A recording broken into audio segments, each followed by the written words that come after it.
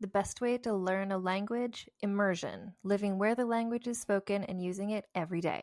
But if that's not in the cards for you this year, you can still learn a language the second best way, and that's with Babbel. Be a better you in 2024 with Babbel, the science-backed language learning app that actually works. Don't pay hundreds of dollars for private tutors or waste hours on apps that don't really help you speak the language. Babbel's quick 10-minute lessons are handcrafted by over 200 language experts to help you start speaking a new language in as little as 3 weeks. Babbel's designed by real people for real conversations. Babbel's tips and tools are approachable, accessible, rooted in real-life situations, and delivered with conversation-based teaching so you're ready to practice what you've learned in the real world. For instance, I've been using Babbel's convenient courses to help me learn basic conversational skills in German while I'm getting ready for a little trip I'm planning. It's not a language I'd ever studied before, but I find the lessons really easy and kind of like hand-holding me through learning a completely new language to me. And it's reassuring to know that with the help of Babbel, I'll be able to greet people, order food, and ask for directions without having to consult language apps while I'm in Deutschland. I'm still learning. Studies from Yale, Michigan State University, and others continue to prove Babbel is better. One study found that using Babbel for 15 hours is equivalent to a full semester at college.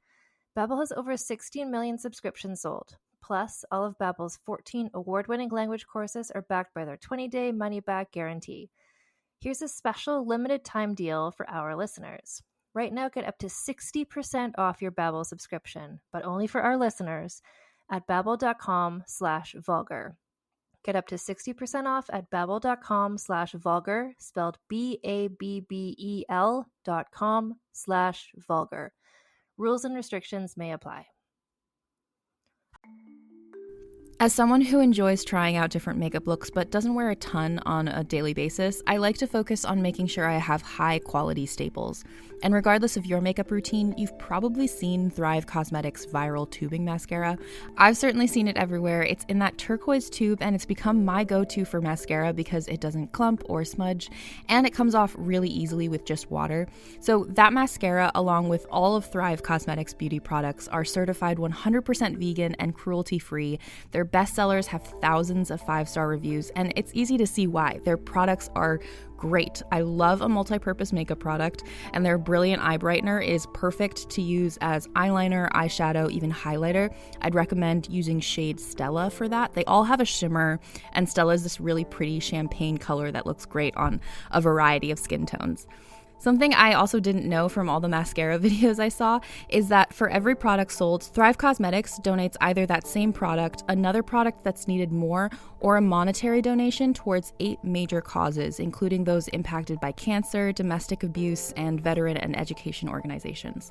So refresh your everyday look with Thrive Cosmetics. It's beauty that gives back.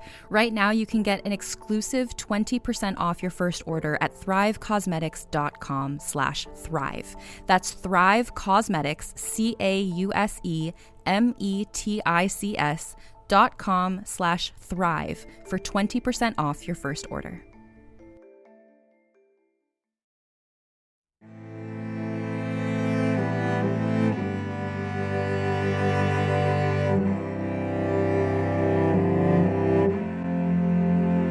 Hello and welcome to Vulgar History, a feminist women's history comedy podcast. My name is Anne Foster and this is a special episode. So last week we were revisiting the 2020 episode from about Cleopatra. That was an episode from almost 5 years ago.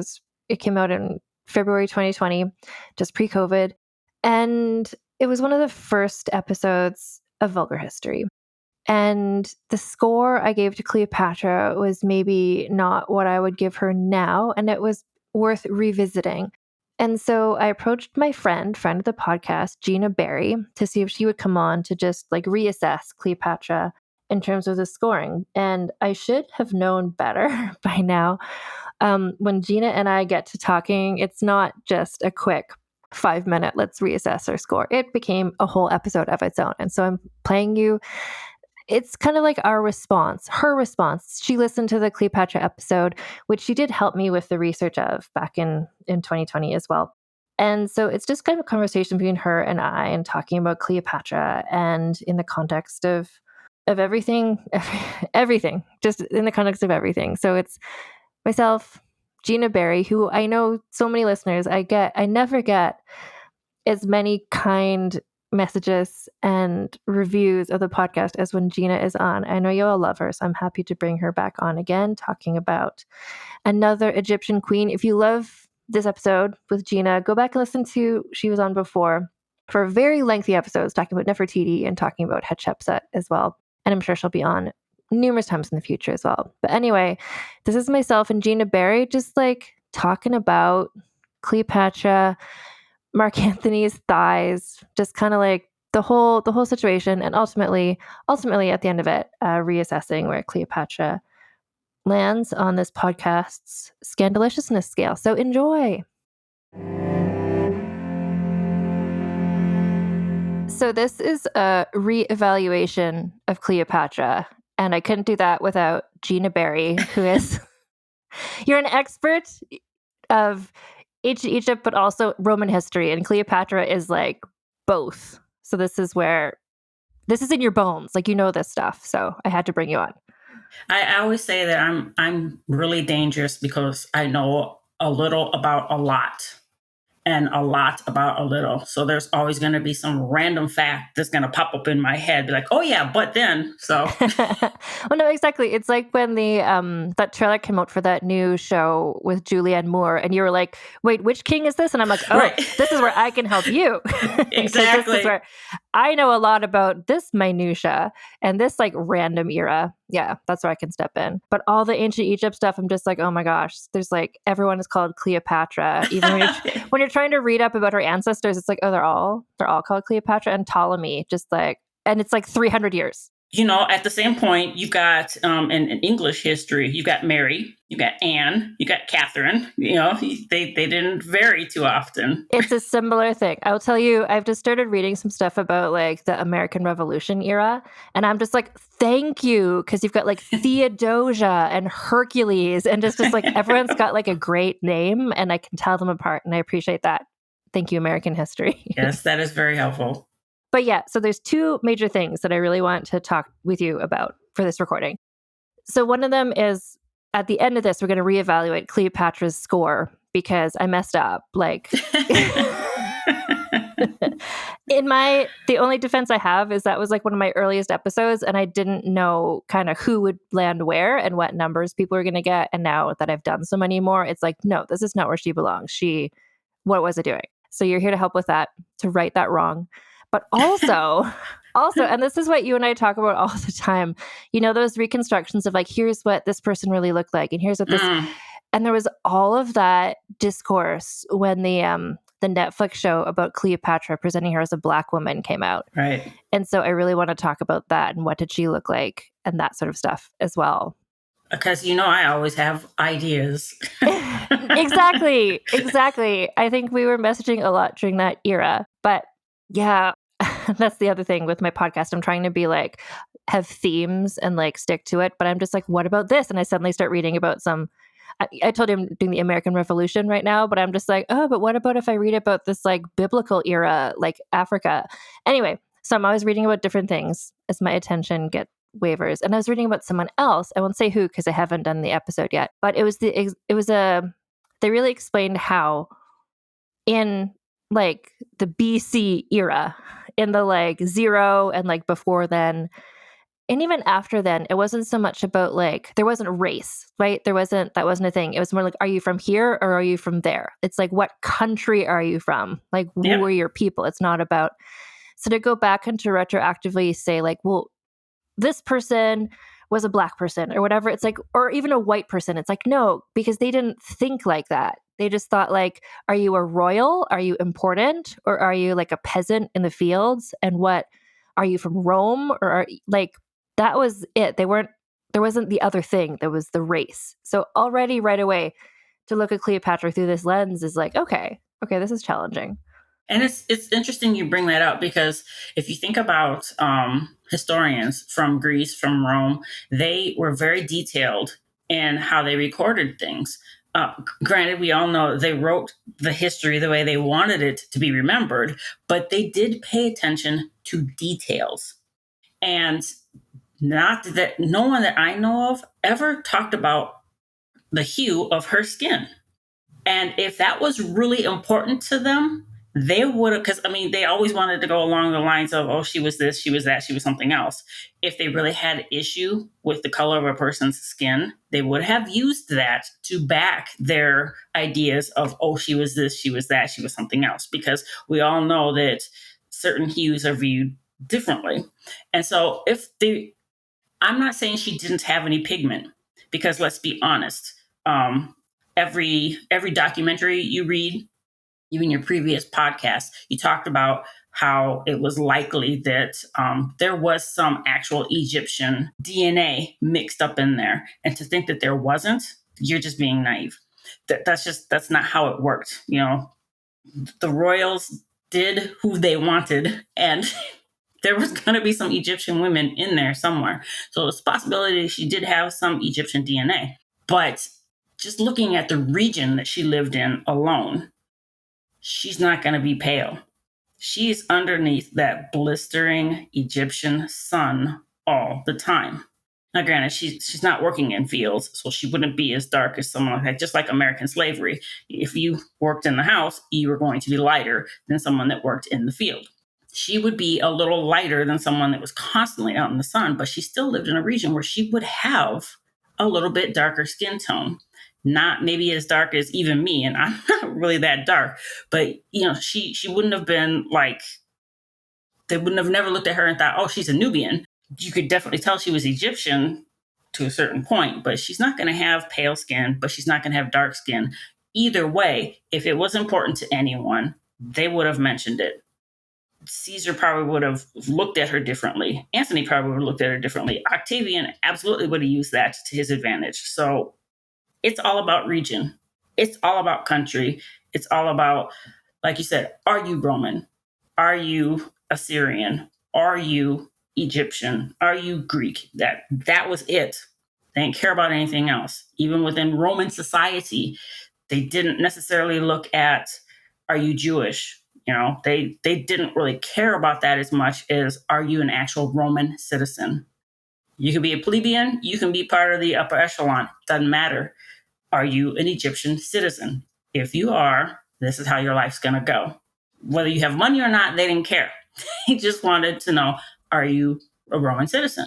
And it was kind of the same in Egypt, I think, that and this is just based off of, not necessarily, I study more further back in BC, but at this point in BC, it was more of, are you an Egyptian citizen or are you a Roman citizen? They really looked at it the same way, I think.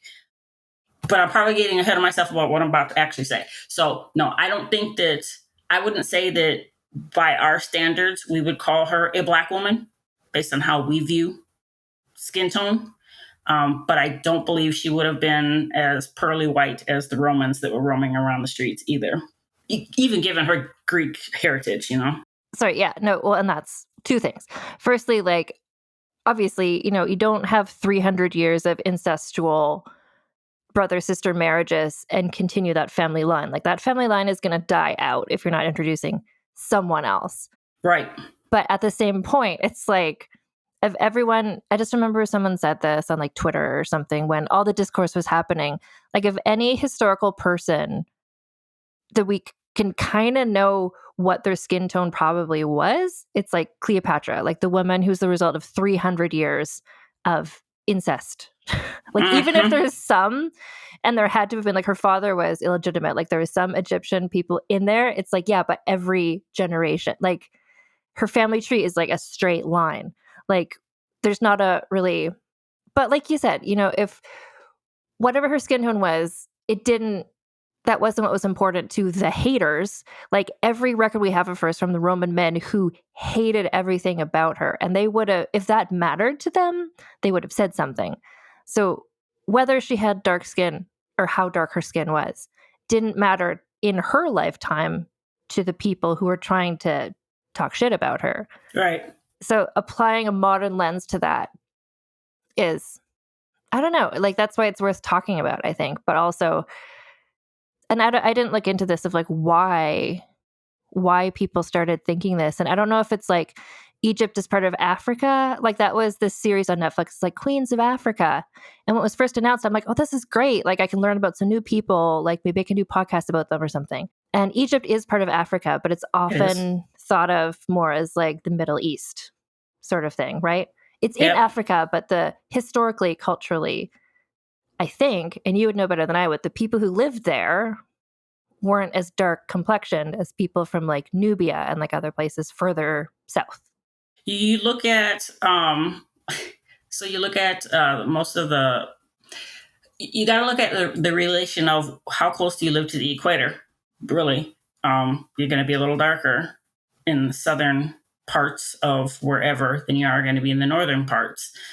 Like I said, I'm not overly dark. I was born and raised in Minnesota. There's no sunlight in Minnesota most of the time. It's usually raining or snowing. So I'm even if I wasn't of mixed race, I probably still would have been a little bit lighter. If I spent any amount of time in the South, I come back a whole shade darker. That's just the way it is pertaining to how close you are to the equator. Wherever you're going to be, where it's going to be warmer, you're going to be darker. It's going to be warmer where Sudan, typically Nubia, was. They're naturally going to be darker. You're way further north in Egypt. You're not getting as much sun. You're going to naturally be lighter. Plus, like you said, a lot of times people look at that more as a Middle East thing. And another thing that you got to kind of take into consideration too is Egypt was conquered by a number of people. Yes, and ruled by said people for a number of years at each time. Well, again, just like saying that there's you'd have to be naive to think there wasn't some sort of Egyptian DNA in Cleopatra. You'd have to be naive to think that there wasn't some cross mixing while they were being occupied by whoever it was that came after them. And typically, with the exception of when the Nubians took over, everyone that came and occupied them was a little bit lighter than they were. So you're going to get that lightening of the skin. So I think that has something to do, just personal theory, I think that has something to do with a little bit lighter tone in the Egyptian race, because that one might have got watered down a little bit during some of these occupations. Yeah. So Egypt, even today, is kind of almost looked at as its own entity. They really considered themselves that way back then. It's a fact. Ancient Egypt really truly believed that they were above everyone else around them. And it's not just Egypt that thought that about themselves. Rome thought that about themselves. Greece thought that about themselves. So whoever has a larger populace is going to automatically think we're gods on earth. So over the years, I think people have kind of felt like they were looking at Egypt as really not necessarily being African, not necessarily being Middle Eastern. It's just Egypt. It's just Egypt. And so I think that contributed to a lot of the discourse that happened when that show came out of them. And the young lady they used for Cleopatra wasn't even that dark. She's a little darker than me, but not really by much. So they really didn't use, I mean, they could have had they could have used Viola Davis. Then people would have really had issue with that. But the young lady they used wasn't even that dark. But still, it turned into the way we view skin color. That's a Black woman.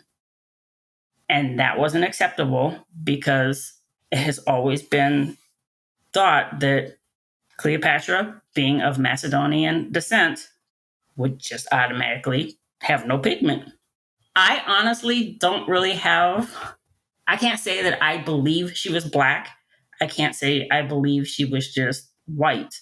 I just think that she had the skin tone of the typical person that lived in Egypt at that time. Just unless you're just full blood Egyptian, you're going to be a little darker.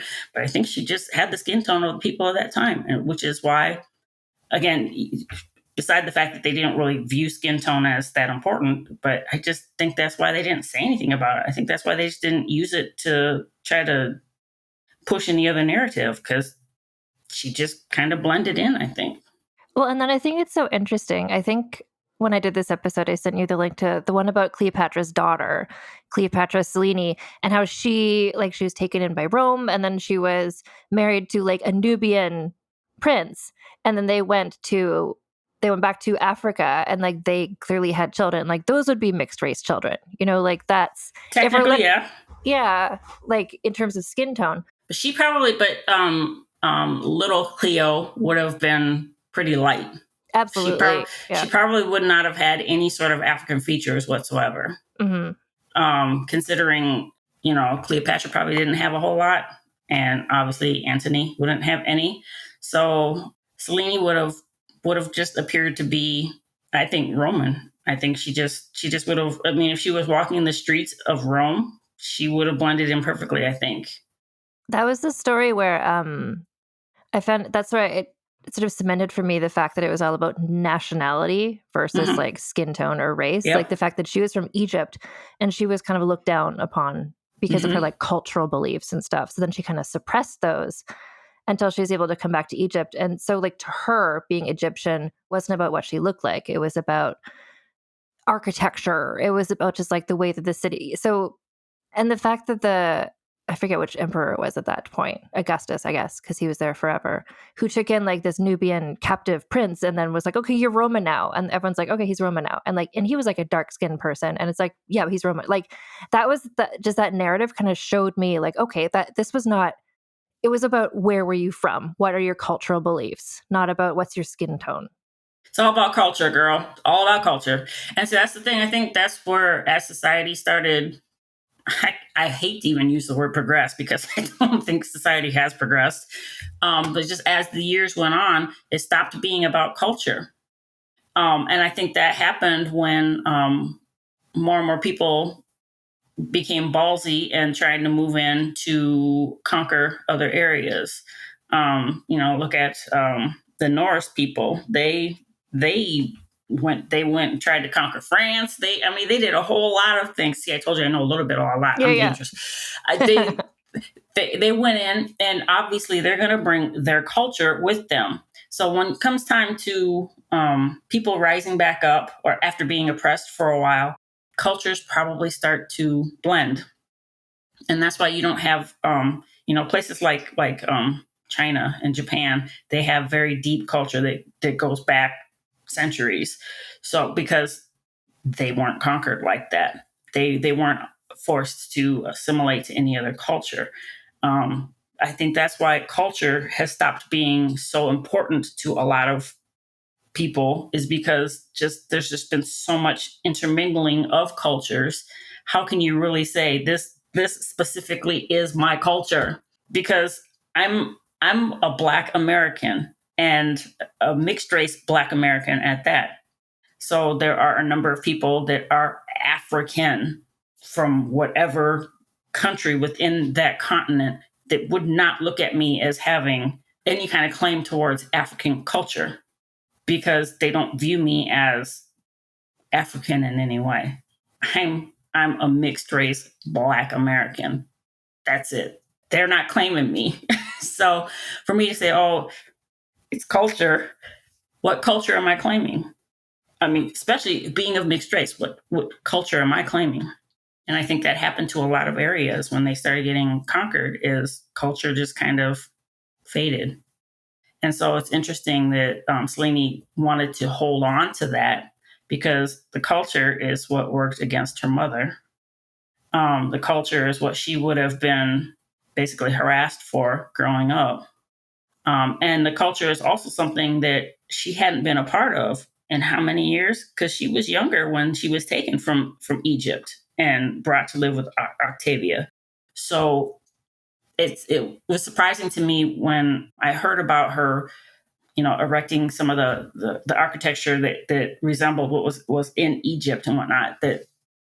Kudos to her for trying to hang on to her culture, because most people would have been like, let me not do that, because that's not worked well for my family in the past. So, well, and that's the thing with Selene too. I talked about in that episode. I'm just remembering like the woman who she wrote, it's the first ever biography of her because no one's ever put all this stuff together. But one of the reasons we don't know a lot about her is because she kept her head down. Mm-hmm. Like she was sent off to this province of Rome, and she was just like, the fact that she's Cleopatra's daughter, I'm sure everybody was waiting for her to do something scandalous. Oh, yeah. So the fact that we don't know anything when she would have been like micro observed constantly just means like she learned from her mother. It's like, okay, here's what I can get away with. Here's what I can't get away with, which just really shows that it's the sort of people in history where it's like, yeah, we don't know a lot of details, but we know that she was like queen of this place for like decades and decades. So clearly she was good.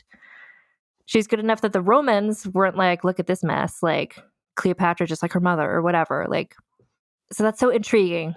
And they would have done that quickly if she tried to rise up in any way. And I remember on your previous podcast you mentioned Zenobia, that she wrecked shop with those Romans, and there's not a whole lot written about her. And we all know how back in the day, if something happened in ancient Egypt and they didn't like you, they would literally chisel you off the walls. So, I mean, like literally chisel you off a wall. And so I think that what happened with Zenobia and probably even Selene is things that didn't look favorable for the Roman Empire were destroyed. Because, I mean, let's be honest, it was all written on scrolls or able to be chiseled away. Yeah. It wasn't the internet back then where once it's on the internet, it's there forever. So it's really easy to erase someone or something that they did from history. And I think that happened with those two young ladies. And that's where someone like, why do you think Cleopatra's story, like the main Cleopatra, who I was even surprised. I'm like, wait, Cleopatra the 7th or whatever? I'm like, there was other Cleopatras? Anyway, why do you think why her story continues and has always been so famous? When she, like, is it like the Romans couldn't erase what she did because it was so impactful? Because you'd think that would be the first name they'd want to chisel out, like this woman who like seduced 2 of our emperors and like raised an army against us. Yet we know about her and we still care about her. Like, why do you think that is? So let's go back in time to the arrogance of men. I read a story once about a very young Caesar. I want to say he was maybe in his 20s at the time. So he was kind of up and coming in the ranks, where he was captured by some pirates. And the entire time that he was captured by them, he tormented them, basically, treated them like he had captured them. It was only a matter of time before he got out of there. And of course, they demanded a ransom for him. So, and I remember reading that the ransom that they were going to demand, he was like, that's some bullshit. That's way too low. I'm worth more than that. Demand this amount. And then they sent the people back to Rome to demand the amount that Caesar felt he was actually worth. And the whole time he was with them, he observed them. He treated them like they were his subordinates, so on and so forth. And ransom was paid. He was released. He went back to Rome. He gathered up an army and a navy. He went back. He captured them, brought them back to Rome, paraded them around, then crucified them all. This man's level of arrogance had no limit. He wasn't even popular at that time. Not too many people even knew who he was, yet this is how he was conducting himself. So let's look at Octavian now. He grew up around that arrogance. He grew up around this man who basically was larger than life in the Roman society. He's the one that crossed the Rubicon. I mean, you name it, the man had balls the size of God only knows what. He felt that he could get away with anything. Octavian grew up seeing that. Octavian grew up thinking that about himself because he was part of the Julian line. And the Julian line thought that they were straight from the right hand of God anyways. So you've got 2 men that are considered to be the end-all be-all of the ultimate Roman male. They both, and then of course, you got sexy ass Mark Antony in there. I would really like to see what he actually looked like. If I could go back in time, I want to see if he was really as hot as they thought they were. The way they wrote about him. But you got all these men that they're in control. and they have egos out of this world. Octavian grew up with that. So you've got all these men that are idolized by all the people in Rome that dealt with this one individual woman. How does she not become a big part of what they write about? Because you've got all these men that are considered to be the ultimate man's man dealing with this woman. This woman has to be talked about, because even if they thought that she was a witch or she was using potions, whatever it is they thought about her, they deep down still had to respect the fact that there's something about this woman that cannot be denied. And like you said, you also have to include her because she was a huge part of a whole pivot in Roman society. So, there's the whole point in time where they were withholding the grain. So, Rome was basically starving because Cleopatra and Antony were holding back the grain shipments. So her existence had such a huge impact on the Roman society. There's no way that she couldn't be considered important to their overall history. There was just no way to ignore her. You can try to erase whatever you want, but this woman was larger than life, whether they wanted to admit it or not. And so, fine, we can't get rid of the bitch. Let's just write her the way we want her to be, kind of thing. I think. Yeah.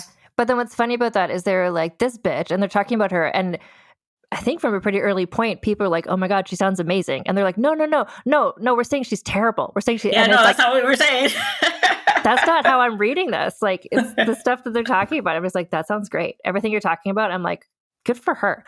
Yeah, it's funny that she's so well known. Like, that's like, God, I forget who I was talking about. But anyway, just like the young generation, if you'd say to them the name of like any historical person, like, I don't know. But if you say Cleopatra, like everyone knows Cleopatra. Right, because I study Nefertiti a lot. Mm-hmm. And I say the name Nefertiti, either they have no idea who she is, or they only know, oh, isn't that one statue? Oh my God, it's not a statue, it's a bust. But do you even know where it is? Yeah. No. Okay. So there are a lot of quote unquote popular women, but she is the one that has stood the test of time. And I think that's just because she is the one that the Romans wrote about the most. And I think that she just really gave them no other choice but to write about her. They wrote about her in the way that they wanted to, but they still wrote about her. And we all know, I believe back then, the language would have been Coptic in Egypt. Not a whole lot of people knew that language, and it is really very scarcely used today. But Latin is what Rome used. We can still speak Latin. We can read Latin. So we can read everything, understand everything that they talked about. There might be some hieroglyphs somewhere that talk about Cleopatra, because I know, I think I either read or heard or something that the Egyptians didn't really write about her. I think that there probably are some hieroglyphs somewhere that exist somewhere, because they wouldn't just not write about her at all. She was Pharaoh. There's just no way you don't write about this woman. Either they don't understand, today's researchers don't understand what they're reading, or they just haven't found it yet. I do think there is, again, personal theory, I do think there are some writings about her by the Egyptians, or maybe they were all in the library that burnt down. Oh, yeah. I think was purposely burnt down, but that's, again, my theory. That sounds like an amazing podcast for another day. Right. But yeah, she's so famous. She's so well known. And then the other thing, and I talk about this in the podcast, but I want to get your take on it too. The whole thing about how the Romans, like they were just being like, this bitch sucks. She's so awful. Look at all these amazing things she did. But also, they never wrote about her being beautiful. Right. But Cleopatra today is remembered as like the most beautiful woman ever. And what are your thoughts about that whole thing? Going back to Nefertiti, the bust is freaking gorgeous. You don't have any depictions of Cleopatra showing her being a beauty.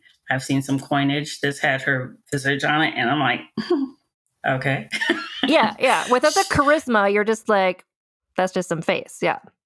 And so I think that she was probably just a very average looking young lady because she was so well read. You know, she could speak multiple languages. I have no doubt she could write in them as well. She understood politics better than what they thought women should back then. She understood strategy. I would never say that I thought it was her looks that got her where she got to. It was her mind and her charisma, like you mentioned. I really truly believe that she, I won't say she learned how to play the game. I want to say she created a whole new section of the game. I love that. I love that. Yes. And the game she was playing chess while everyone else was playing checkers. I think that she was on such an elevated level of intellect that these typical men couldn't help but fall for it because they're like, oh, wait, a woman that poses a challenge? Well, let me see if I can conquer this. Because that's the way men are today. They think of women, they're like, oh, you're a challenge. They think they need to conquer you. Well, you know, when you send them crying with their tails tucked between their legs, they realize you're a bigger challenge than they could handle. I think the only reason why Cleopatra, not the only reason, two reasons why Cleopatra didn't win. Number one, Caesar was killed. And number two, Antony was a punk. Because she was smarter than both those men put together. Yeah. Once she lost Caesar, she backed the wrong Roman. Mm-hmm. But there really wasn't any other Romans for her to back because Octavian clearly was not going to be an option for her. So and Lepidus, my God, I'm surprised he even made it into the history books because that man was just a waste. So the only other option was Antony. Mm-hmm. And Antony, and I remember you mentioning in your podcast that he probably had some sort of CTE or PTSD because of all the fighting that he was doing. Yeah. That is very likely, very, very likely, because we all know that the man had mental breakdowns towards the end because he felt his walls closing in and plus the man was drinking like it was water. So I think that he had all those kind of issues going against him as well. And then, you know, he just kept losing battles and Octavian just kept growing his ranks. Yeah, Cleopatra just backed the wrong Roman. And that was her ultimate downfall. Antony was her downfall. I won't say that it was her kids. I won't say that it was her ambition. I wouldn't say it was the only mistake I think she made. And I wouldn't even say it was a mistake that she killed her brothers or her sister. I wouldn't even say that was a mistake. I think the only mistake Cleopatra made was Antony. Bottom line. That's what's interesting too about, I think just in terms of like the average person, not you and me, but people who have like a normal amount of knowledge about history. They're just like, oh yeah, Cleopatra, she's this like famous, sexy woman. Maybe they've heard about like Cleopatra and Antony as this like tragic love story. Like people remember those two together more than her with Caesar, I think. I think that's because even though, and see, that's the thing, when they talk about the history, they kind of talk about it like a TV episode where it's like this happened and oh, wait, this happened. But in actuality, there were 5 years in between when this happened compared to when this happened. But they don't get into all the little details because they've only got a 1 hour episode. So they pick and choose the things that they thought were most important. She spent a lot of time with Caesar, but she spent more time with Antony. And I think that combined with the fact that Antony led to her downfall, which is what they all ultimately wanted was her downfall, is why they talk about him the most. Because Caesar did a lot of debaucherous things. He just did. Most elite Romans did, male or female. So mostly the males, though. But because, you know, man hater.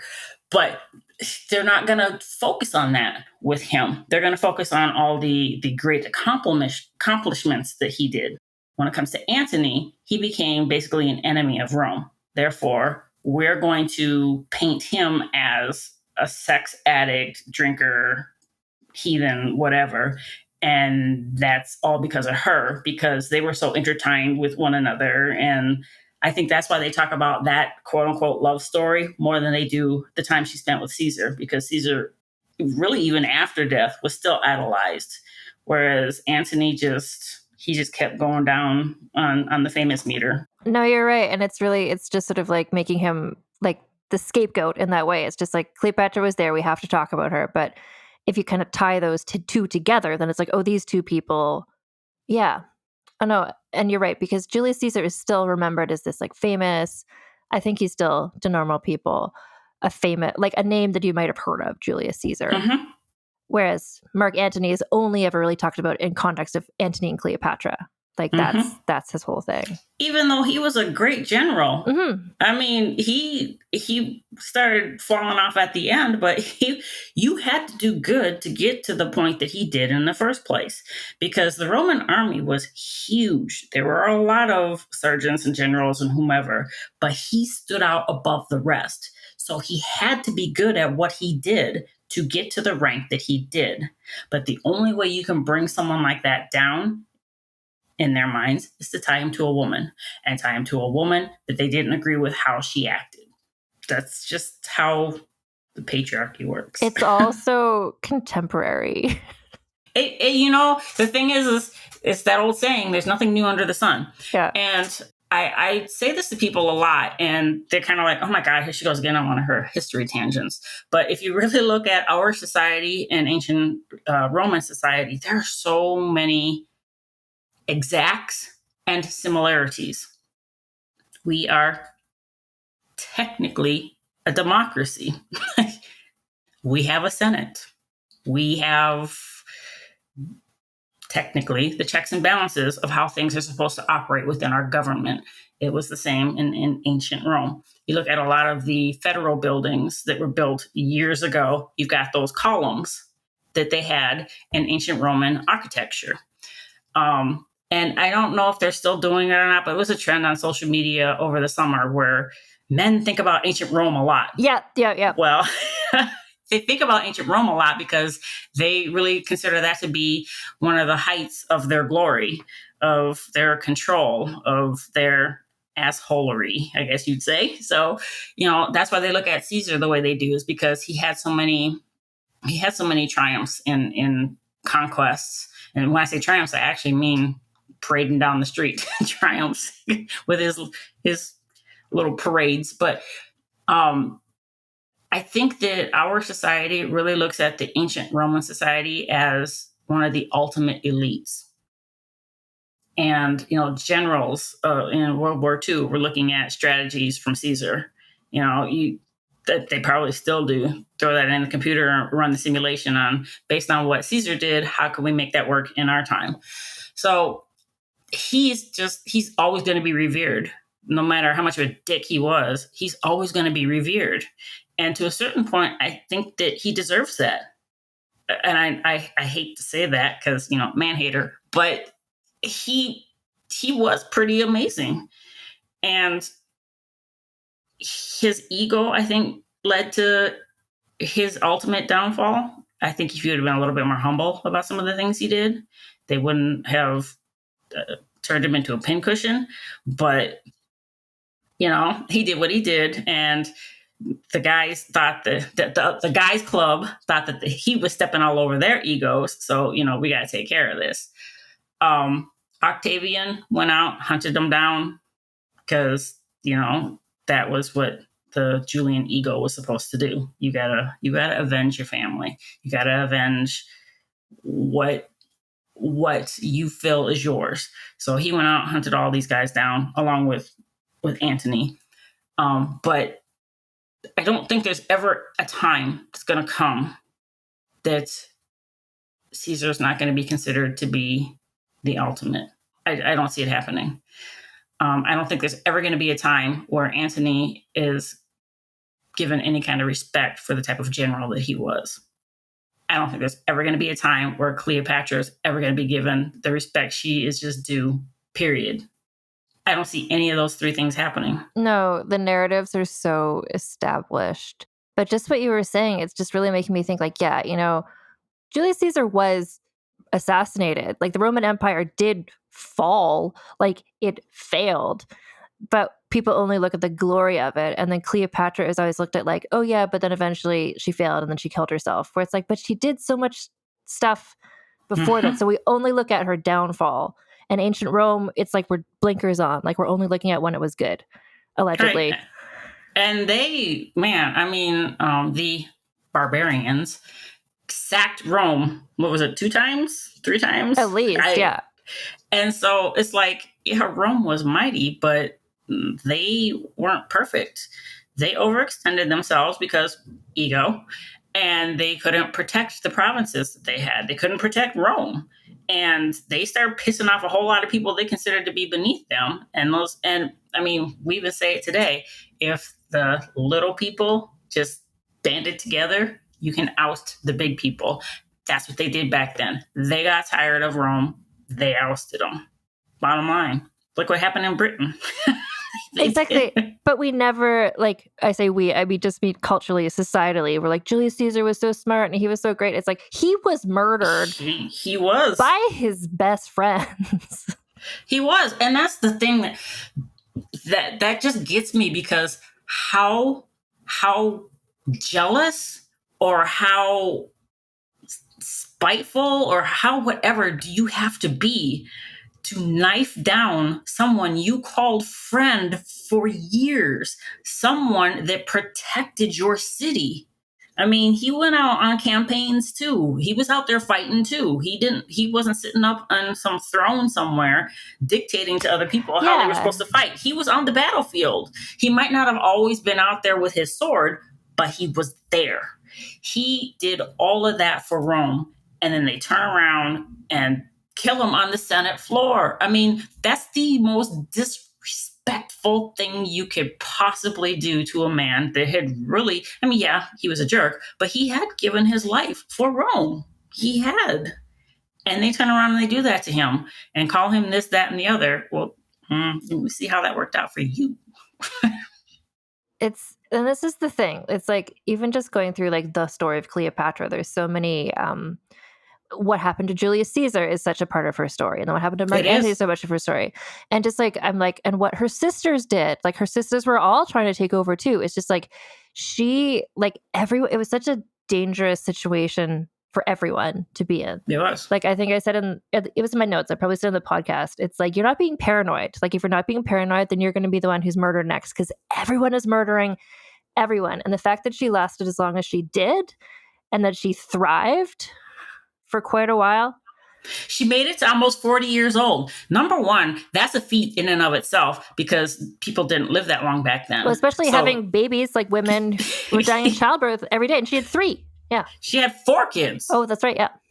Yeah. I forgot. I always forgot about Philadelphus. Right. Yeah. He was just there, poor little guy. But she just, and it was funny because I never thought about this until I watched the documentary on Netflix. The eunuchs, the advisors, think about their names. They were Macedonian Greek names. These were people that were deeply rooted into basically, fuck Egyptians. We're here. We're in charge. And I think the reason why they were always advising brothers and sisters to go against Cleopatra is because she embraced the Egyptian culture. Right. She's the only one who learned the language. Yeah. Yep. Yeah, I'm pretty sure she went out in the streets pretty often too, just to see how things were with people. And that was shown in the documentary. And I actually thought about that before I saw it in the documentary. But I'm like, you know what? I'm glad you put that in there, because I really do believe that she actually went out amongst the people.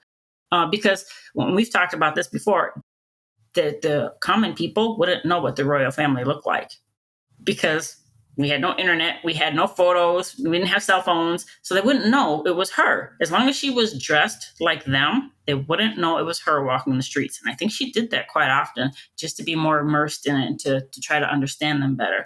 And so I think that the advisors did not like that about her, which is why they were always in the ear of her siblings saying, you got to rise up against her, because she's going to go against what we're trying to do here. So... And that's probably part of where this conspiracy or suspicion that like she was maybe part Egyptian, that she's some Egyptian blood in her. It's like, well, why else would she be like interested in the like Egyptian people and learn the language? Like maybe she learned that from her mother, or but it's like also maybe she was just a person who like culturally she was Macedonian, but she just gave a shit. Like that's also, she was inquisitive. yeah. I'd say that she's one of those people, because you know how we are about history. We want to know as much as we can. Our poor little brains can only handle so much. But I think she was the same way. She wanted to know. Mhm. She wanted to know. So she went out and she learned. I think that that's why she was so interesting to Caesar and Antony, is because she wanted to understand the world around her. And even though they didn't realize the world was as big as it was still big to them. And for this woman to want to know about the world around her and to know as much as she actually did, there's no way they wouldn't fall for that. No way. Because if I run into someone that likes to talk about history the way I do, you're going to know me for the rest of your damn life. I'm not letting go of you. This is how we became friends, and this is why we're still friends. It's just like, oh, you're like me. And I think that was the intrigue for them. I don't think that, and you mentioned this in your previous podcast, that she probably wasn't very well versed in the sexual part of being a woman, because she probably just wasn't exposed to it as much. I don't think it was overly important to her as much as it was learning. So I wouldn't say that I mean, she was more experienced by the time Antony came along, but I don't think that was it with Caesar. Yeah. I don't think she was experienced enough to try to use her femininity against him. I really think that she realized this is a man that likes strategy. He likes intelligence. Let me show him what I'm all about. And you get to having a conversation. You know, you and I are probably going to be on this podcast for the next 5 hours. You know, you find someone that you can have an intelligent conversation with. You're not going to let that go. And he, I think, was just enthralled with the knowledge this young lady had, and he didn't want to let it go. Antony probably thought she was pretty. I mean, I've seen some of the drawings or whatever you want to have of some of the Roman women. So she probably did look better than some of the ladies he had to choose from back home. But I think he was intrigued by her intelligence only to a certain extent. I think he was just a horny little asshole and just wanted in her pants or her dress, whatever it was she wore then. But yeah, yes, toga. But that's what's so like, just I remember from when I was like putting together that podcast in the first place and just thinking about Cleopatra again, it's just like it's so frustrating to me that she was so smart and so clever and so capable, and society is like she was sexy, like maybe she was, but also, you know, like sometimes you see pictures of people from like the Victorian era, like photographs of people, and you're like, that was the most gorgeous courtesan in France. You're like, her? But it's like, yeah. Like it's intangible sometimes. Like somebody could just look like the most plain person, but their personality just elevates it to a point where you're just like, oh my gosh, I'm dazzled. And I think Cleopatra had that for sure. Like I think she's just like, she's such a, like, I think when someone is curious, that is so appealing to everybody. Like someone who can have a conversation. Like you hear about, I don't know who, some of the celebrities. I was at a Comic-Con, I met Jeff Goldblum. I paid for the like picture, and I was just like, oh, okay. Oh my God. Like emanating from him, he was like, hi, how are you? He's like, I like your glasses. I was like, melt. Like, so just like that level. And I'm sure lots of celebrities or politicians have that power. And I feel like if you're someone like that, if you're Mark Antony or Julius Caesar, someone, you know, you have that effect on other people, then you meet someone who has that effect on you, then I think you're just like, oh, this is rare. This is unusual. Yeah, I went to one of those conventions with my sons before I left Minnesota, and I got to meet Nichelle Nichols, who was obviously, I was a huge fan. She's an idol to me. Yeah. And I sat down next to her, she was like, so what are we doing today? I said, I just want to be in a picture with you. That's all I want. And she looked at me. She said, what's your name? I said, Gina. And I'm like, oh my God, she's talking to me. And I said, Gina. She goes, you are really beautiful, Gina. I almost cried. I would. I said, thank Oh my you. gosh. And she's like, come on, let's take our picture. I was like, yes, please. Oh my God. And so I get it. I get that when you meet someone that you view in such high regard, that obviously she was beautiful, but even if by society standards she wasn't, I still would have been like on the verge of tears, because this woman she was just it for me, you know? And so I get what you're saying about how, you know, it didn't necessarily have to be about her looks, on why everyone was just like, wow, because she probably just emanated this you're lucky to be around me kind of vibe. And then if she started speaking and it was considered to be intelligent and well informed, how do you not gravitate towards that? How do you not want to just sit and just listen? You know, I would have loved, granted, there was a line, so I couldn't sit and talk to Miss Nichols for very long. But if I could have just sat and just talked to her, I would have been there for hours, just picking her brain on everything, you know? Well, now I'm thinking too, and you know more about this than I do, but like Roman society, women were not that highly educated in general, right? Like they were taught to be like, to run the household. So like to Julius Caesar and Mark Antony, it would be rare to meet a woman who is scholarly or who is educated. So that would just be unique to and them still running well. the house. she was still running the house too. Yeah. So yeah, I think that based on how they thought of themselves and based on how she presented herself to them, they didn't stand a chance. I also think that because of how the general male populace thought of themselves and how she presented herself, that's what made them dislike her the most. Because I wouldn't say they weren't smart. I would just say that they clearly were on a different level than Caesar and Antony, because they weren't in charge.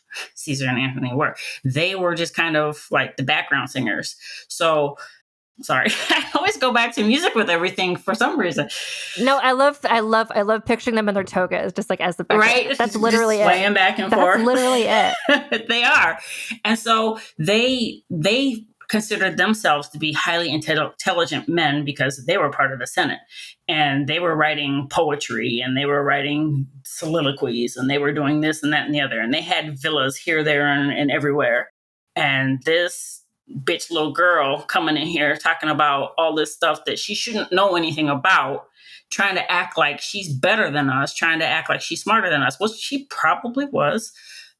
They're automatically not going to like her because they aren't in a position of basically ultimate power like Caesar was. Caesar didn't feel like he had an equal. He didn't feel like he had a rival.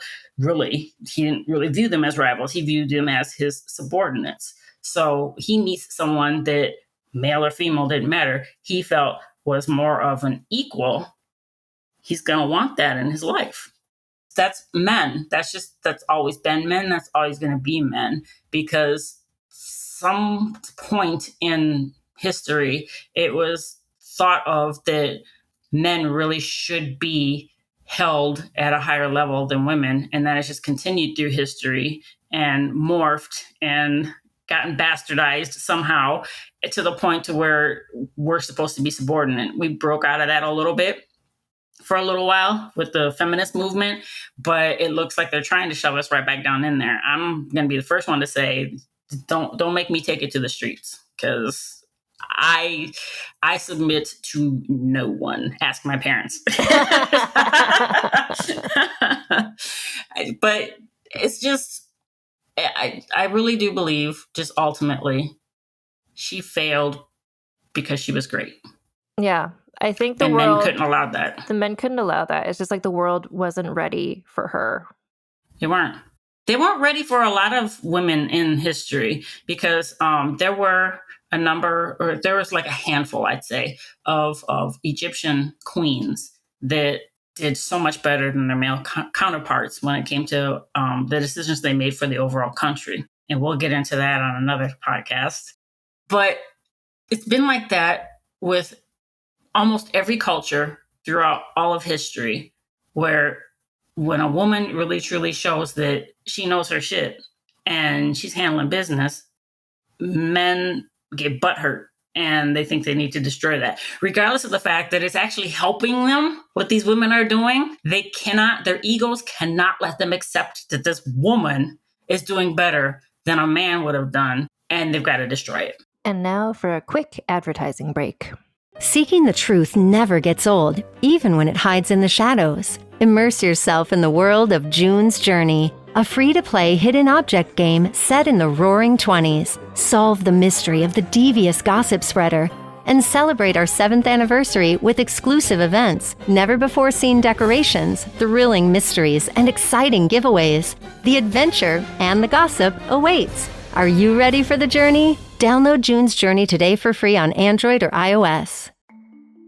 As a podcast network, our first priority has always been audio and the stories we're able to share with you.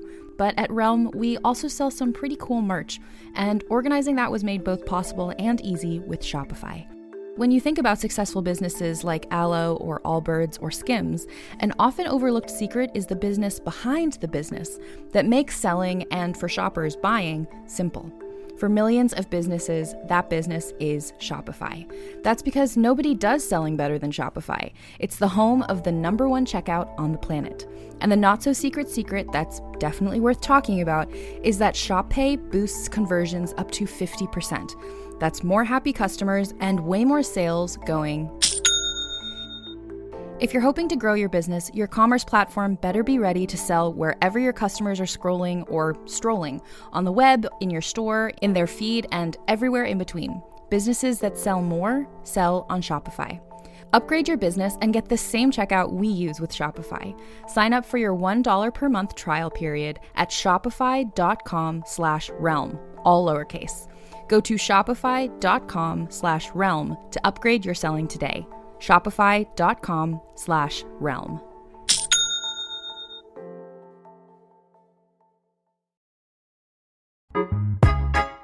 People often look at me with confusion when I ask them what their only one in the room story is. They think it has to be like mine, where I went to a 600-person event and discovered that I was the only Black person there. I know. Horrifying, right? Hi, I'm Laura Cathcart-Robbins, and I am the host and creator of the podcast Only One in the Room. Every week, my co-host Scott Slaughter and I invite you to join us for an hour and lose yourself in someone's only one story. This podcast is for anyone who has ever felt alone in a room full of people, which is to say that this podcast is for everyone. And we're back. I'm always looking at you and I both, or I was looking at like quotes and things. And I know that because everything you post on your Instagram story, I'm like, yes, I feel the same. But I saw something somebody was saying somewhere about like, if biologically, if men were supposed to be in control of everything instead of women, then why would they keep having to make laws and rules and stopping women from doing stuff? It's like, that's clearly not nature. If you have to like create laws and like shame women to stop doing things, so why would women be doing them if it's not? It's the whole thing. It's like, oh, this is natural. It's like the hunter-gatherer or whatever. It's like, no, it's like, if it was, then we wouldn't need laws. Yeah, I mean, I'm a single mom. I raised 2 boys. They'd hate it if I call them boys because they're grown-ass men, but you know how they are. But I never had any problems out of them. And they're very strong-willed young men. I can imagine your sons would be. But there was never getting in trouble at school. There has never been trouble get anything with the law. Nothing. They're law-abiding, productive members of society. I'm a single mom. I did that. I didn't need a man to help me teach them how to be a productive member of society. To say that it's natural for a man I'm not saying that it's not good to have a 2-parent home, because obviously I would have liked that. That just didn't quite work out between me and my ex-husband. But to say that a woman can't do something, to say a woman couldn't go out there and shoot her own buffalo and skin it up and cook it for the family, to say a woman can't do something, it's the man's place, it's this the man's whatever to be doing this, that's idiotic. Because even, just put divorce aside, women that tragically lose their husbands, they've had to do it on their own. And this has been throughout all of history, where a woman is going to have to do it on her own. Granted, most of the time they didn't want to, because the way society is set up, saying that a woman can't do it by herself, she's got to have a man to do it. But the thought process that men have, that they need to be in charge of everything, they need to be taking care of everything. Women have proved time and time again, we don't need you. We can do it our damn selves. But they're just they're holding on to that one for dear life. And I don't think they're ever going to give that one up. It's the sort of thing, like you can see in some people, just like celebrities or whatever, politicians, or just people, dumbasses on the internet, who are just like saying something where I'm just like, oh, like they have a core belief, like if that's their core belief, that like men are so important. And then, so they could never change their mind about anything that challenges that core belief, because then the whole house of cards comes down. Mm-hmm. And then what do they have? Where it's like, you can tell that someone thinking something is so vital to their entire being, where it's like, you're never going to change this person's mind, because, when people are like, oh, well, if you call whatever, it's like, well, if that's sexual harassment, then I've been harassing women every day of my life. And it's like, maybe probably you have been, but they could never accept that, because that means recontextualizing. That means they were wrong. Yeah, exactly. And that's what it often is. It's just people who just can't be wrong. I think that's a lot of what happened with Caesar and Antony, where there might have been, obviously they respected to a certain extent her intelligence, but I think there were some decisions that she made and how it ultimately made them look within Roman society, where they were like, oh shit, maybe I was wrong for sticking up for her like that. Just like Caesar never publicly claimed cesarean. I have no doubt that he actually liked the little boy, because if he didn't, he would have had him killed, regardless of whatever power that Cleopatra had. So I think he liked the little boy. He never claimed him because he realized that would have made him look even worse within Roman society. And it's all about appearances. In every big society, it's always about appearances. Look at what ancient Egyptians did. They built all those big, huge temples, and look at their tombs. They're huge underground tombs with vast amount of gold and jewelry and stuff in there. It's all about appearances.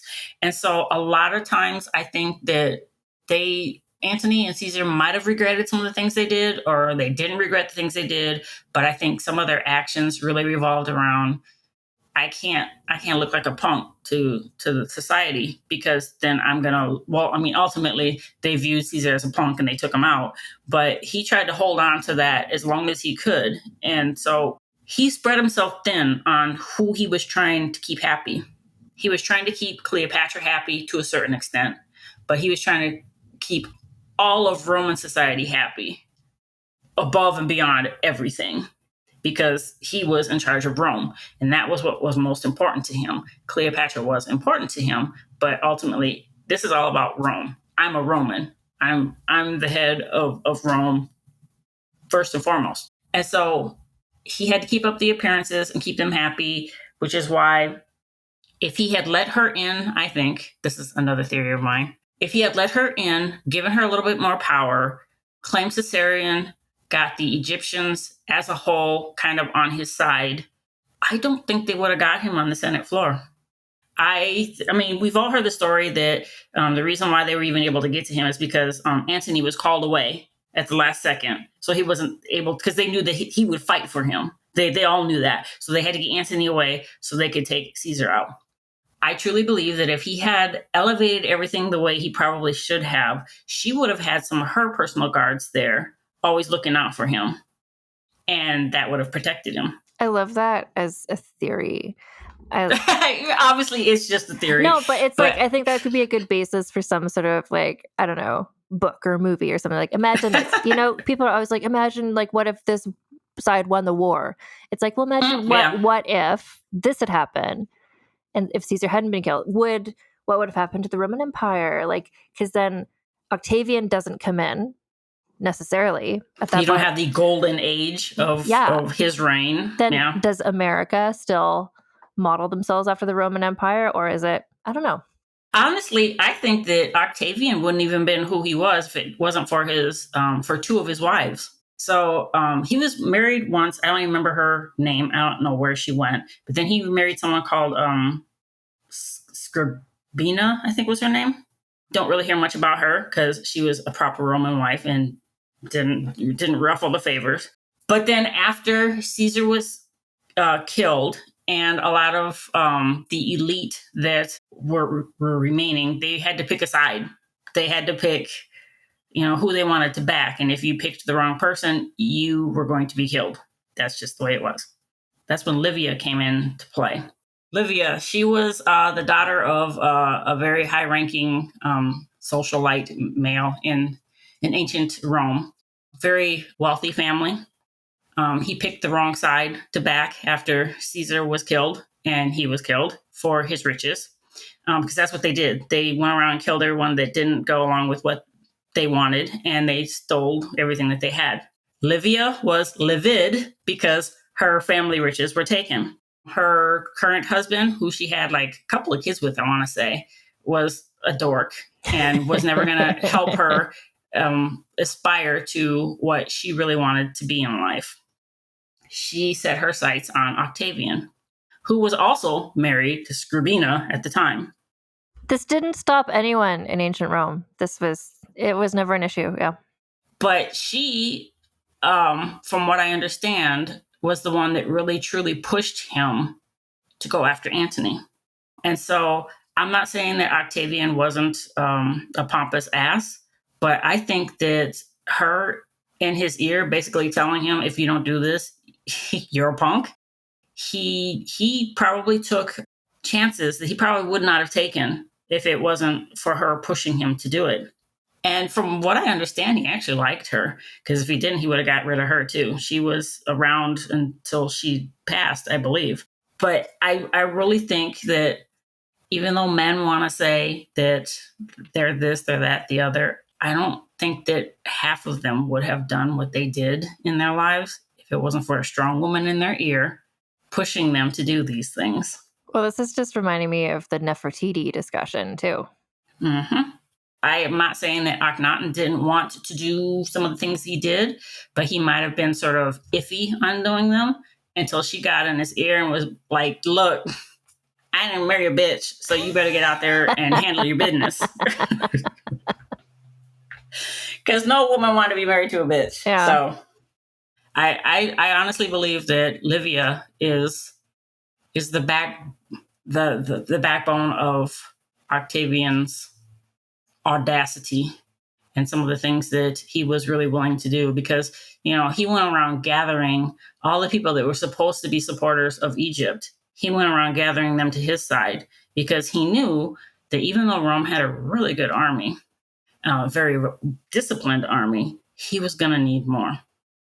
So he took away what she had, put it on his side, and used that to be able to conquer her.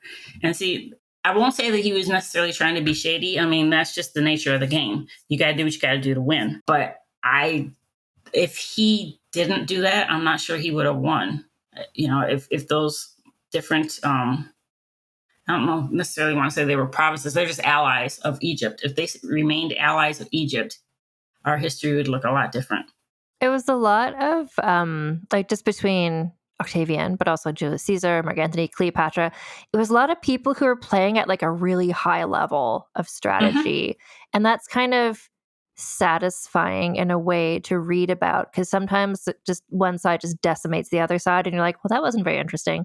But this is like, it really could have gone in any which way. It could. One wrong move on the victor's side, and we could be having a completely different conversation right now. Yeah. And that's the thing. I'm not taking away from anyone's intelligence as far as those three main players go, because they were all clearly highly intelligent and very good strategists. But I do believe that to a certain extent, their advisors deserve some of the credit, because no one person is going to think of everything. That's just not human nature. I'm not going to think of everything to talk about in a podcast that you might think to talk about. I really believe that the advisors should have they should have had a good retirement, because I think that even if they didn't give a very specific, you need to do this, they would have said something that would have made it click in Caesar's head or in Octavian's head or someone's head. Oh, wait, maybe I should do this. So I really truly believe that, with the exception of the conniving eunuchs that were around, I think the advisors actually deserve some of the credit on these victories. Definitely. You know what? It's the same as like right now there's like the Academy Awards or whatever. And it's like everyone's out there campaigning, but you know that they have their teams behind them. Like they're deciding what outfits they're going to wear on the red carpet. They're deciding what stories are they going to tell in their interviews. It's like the person gets the Academy Award, but it's like there's a whole team of people strategizing. And that's my ridiculous comparison to ancient Roman warfare. But it's the same. It's like one person, no one in history has ever one person who does this all themselves. Like you have to throw ideas back and forth with somebody. You don't just figure this out in your head. Like that's not, yeah. And it's often these unsung advisors or like Livia, like, your wife in the background or whoever. Yeah. Or, it's funny because there have been times where I'd be talking with my younger son, and I call him younger, even though he's 23. And we'll be talking about whatever, and he'll say something, and I'm like, damn, I never even thought about it that way. Yeah. and you're thinking, I'm so much older than you. I know so much more than you, but a different perspective. He's that asshole Gen Z that doesn't give a damn about anything. So it's just always going to be like, this is what I think. Screw all the rest of you. I try to be a little bit more diplomatic about the things I do, but might not always come out that way. But he has made me view things in totally different ways at times. I'm like, damn, my brain's just not wired like that. And so I think, and it's been portrayed like this, and I can actually see it happening, is Cleopatra really did consider herself the reincarnation of Isis. She considered herself to be the end all be all when it came to making decisions. If you didn't like what she said, off with your head kind of thing. So I really believe that in the end, people might have been trying to advise her about things, but she was so stuck on, I know what the fuck I'm doing, get away from me, that she might have made some bad decisions here and there that could have helped her. We don't know everything that happened in the background. We only know like the Battle of Actium and all that kind of stuff. We know the big stuff that happened. We don't know all the small stuff that built up to some of these big occurrences. So she could have possibly made some smaller bad decisions that led up to the downfall and some of these bigger things that we know about. Because I'm not saying she was as arrogant as maybe Caesar or Antony, but she really did consider herself to be above the people that were around her. She might have made some bad decisions. Well, and like you said, she created a new, whatever you said, it was so smart. Like playing the game, she like created a new game or whatever. But it's like she created the game she was playing, and no one else understood the rules of that game. So who could advise her when that's true, when no one else was playing at that level? Yeah, that is definitely true. But from everything that I've read and seen, she did hold her two ladies in high regard. So I think that if they would have the two ladies that she committed suicide with, her two aides, I do believe that she would have listened to what they said faster than she would someone else. In her younger years, I'm sure she listened to pretty much everything that her advisors told her, because as a young person, you should realize you don't know everything. You got to learn from these older folks that have been there and done that. So I think she did take under consideration a lot of what she was told in her younger years. But by the time she got to the Antony portion of her life, I think that she was just like, no, I got this one. But thanks anyways. No, exactly. Like, she's been through enough. I could see why she would have that confidence. But also, it's like there's no book, there's no guidebook. She's doing something that no one's ever done before. So all she could do is just be like, her instincts have helped her this far. So, like, just keep going with her instincts, I guess. And one thing that people don't really ever talk about, because they aren't talked about a lot in the writings, but not only was she trying to protect her country and her standing, she was trying to protect her kids. And as a parent, I can understand how you would take your kids into consideration on some of the decisions that you make. She did send them away at one point, but to my knowledge, they were pretty much always there in the palace. And so she would always have that reminder of, I got to take care of my kids. I got to try to keep my position for my kids because my kids deserve to inherit that after I'm gone. That was just the mindset of everyone that was in power back then. You got to make sure your heirs are taken care of. And so, she might have been the baddest bitch, but she was still a woman. And women are going to view their kids differently than men most of the time. And they're going to be a little bit softer about how they view them and what they do for them. And I think that her kids might have played a part in some of the decisions she made as well. I think they must have. And also, way back at the beginning of this conversation, we were talking about culture and stuff. And her kids were half Egyptian, half Roman.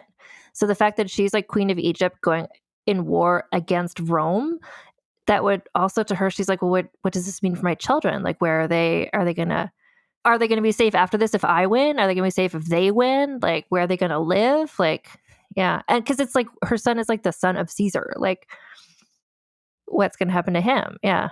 But like I said, had Caesar just done what he should have done in the first place, that conversation would be going differently. So obviously we don't know, but like, just speaking as a parent, I know that I have made some decisions that might not necessarily helped me on what I thought I wanted at the time, but it was more for them. Ultimately, it was the right decision in the end, but I think that a lot of her actions towards the end might have been skewed a bit by what you just said on, does anyone really win in this situation? Because they're from both places. It was too much for one young lady to have to deal with, I think, because she was juggling a lot of balls. You're literally in charge of an entire country. How do you handle that? I mean, how does that not at some point feel overwhelming? Where you are responsible for an entire country, however many people were in that country, you're in charge of an entire country. You are responsible for your children. You're responsible for your household. She had so much responsibility and really no support ever. The opposite. Everyone was trying to murder her all the time. She was, exactly. So she really had no one in her corner. And so, even though I know she would have put on a brave face when she was out in public and she would have put her foot down on who's in charge, that woman had to be in a corner breaking down here and there, because there's going to come a point where it's just going to be too much. It just is. I'm not in charge of a country.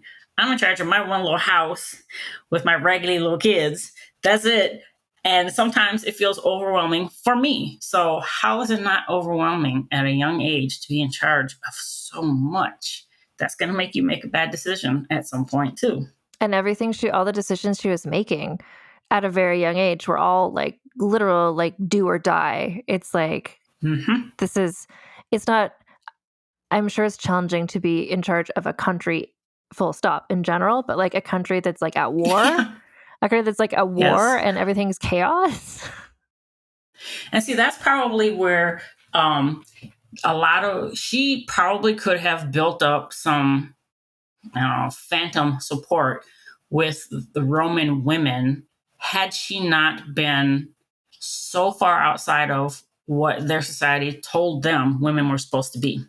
Now, I know there had to have been a fair amount of women in Rome that was like, good for her, stick it to the patriarchy. But for the most part, you have all of these snooty ass rich women like, well, she's just not acting like a proper woman. So whatever happens to her, she deserves. And they're going to be saying that to their husbands who are part of Senate, who are making the decisions on what should and shouldn't be happening within the Roman society. So you got that whole snowball effect going on there, that if she just would have been a proper woman and stayed in her place, none of this would be happening. A lot of people had that thought, men and women. They were probably even teaching it to their kids, because you're going to be raised to do what society tells you you're supposed to do. So I think that just because she was just such a strong woman, she just didn't have the amount of support she could have had if she had a husband that was in charge making the decisions. Then they would be like, oh, she's just the poor woman that has to follow along with what her husband's saying. I support her because she's going through a lot. She was the one making the decisions. So the other women were like, well, fuck that bitch, because she's stepping out of line. She needs to get herself figured out and stop trying to come after our men. So I think she lost a lot of support because we've talked about before, she was just going against societal norms. Well, that's the same thing, like what I was saying a minute ago, but just like if somebody has this ingrained belief, and if you start questioning that about yourself, then like, what do you believe in? And these women were raised to think like women are, the goal for a woman is your name is written down twice. It's like when you're born and when you die. Like you don't want Yes. You don't want anyone to talk about you ever. And they're like, that is what women's role. And then Cleopatra comes in and it's like, wait, if she gets away with this, then that means everything that they've ever believed or been taught is a lie. And then what does that mean? And then that like challenges all of society. So it's like, if she got away with this, then like Rome and what women did in Rome, if they're like, she got away with this, so then like, why do we have to follow different rules? Yep. Yeah. And the level of opulence that she always had around her, what she traveled in. I know you mentioned about the purple sails on her, and the like her silver boats. oars and the, yeah. And the funny thing is since I can remember, my favorite color has always been purple. And not just any shade of purple. It has to be the deep royal purple. That is me. Anyone that truly knows me knows that if you're going to get me something, get it in purple.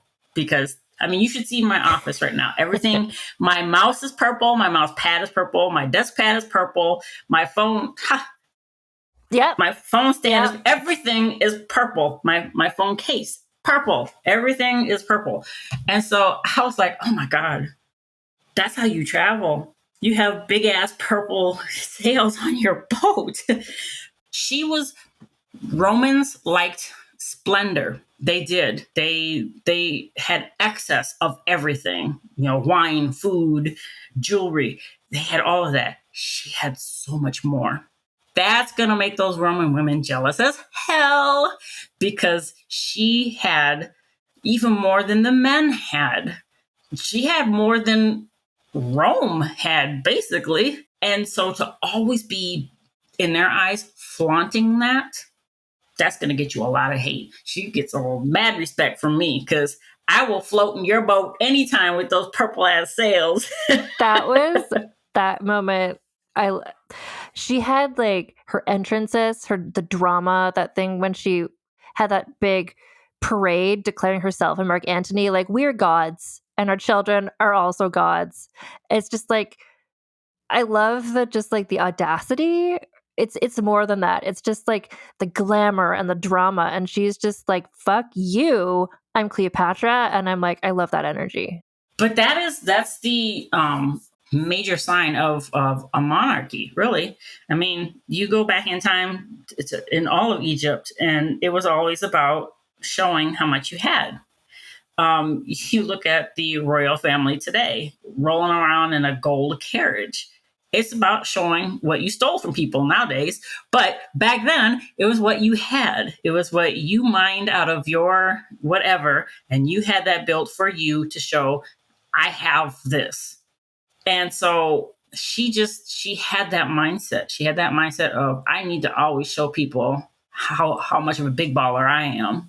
And she was, she had all of that. If she didn't have as much as she did, Octavian would not have given a rat's ass about her. But she had what he wanted. She had riches. She had crops. He wanted those things. So that's why he paid attention to her. If it was any other person, Mark Antony ran off to be with this woman, he'd be like, "Man, fuck you, go. I got Rome. Yeah. Deuces." But she had what he wanted. And because she was a lowly female, he felt he needed to go and take it from her. Okay, we're going to get into the scoring / reparations section of this podcast. So there's 4 categories. I should have done this to you before, but I didn't. But we're good. So they're all out of 10. And so the first category is scandaliciousness, the scandal. How did people of her era view her? Did they see her as a scandalous person? But also, did she do anything that was especially scandalous?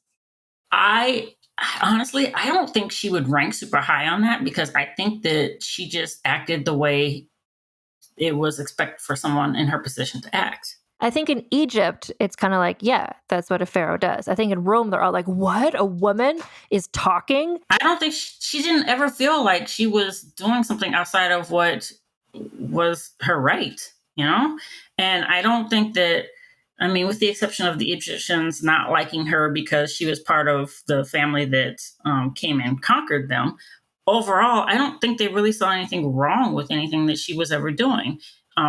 Within the family, no one really ever viewed anything wrong with what she was doing, because it was just natural to kill each other. They were all killing each other anyway. It's like, oh, you just killed your sister? Well, your sister killed your other sister. Like, that's not scandalous to them. So it's weird. So it's weird to think about. On the Egypt side, she wasn't scandalous at all. She was just going about her daily business. Yeah. On the Roman side, they would probably rank her at like between an 8 and a 10. They would think that she was that was not right. We could average that out and do like a 5, maybe. Does that make sense? I keep seeing cattail. Yeah, my cat she's excited about the scoring.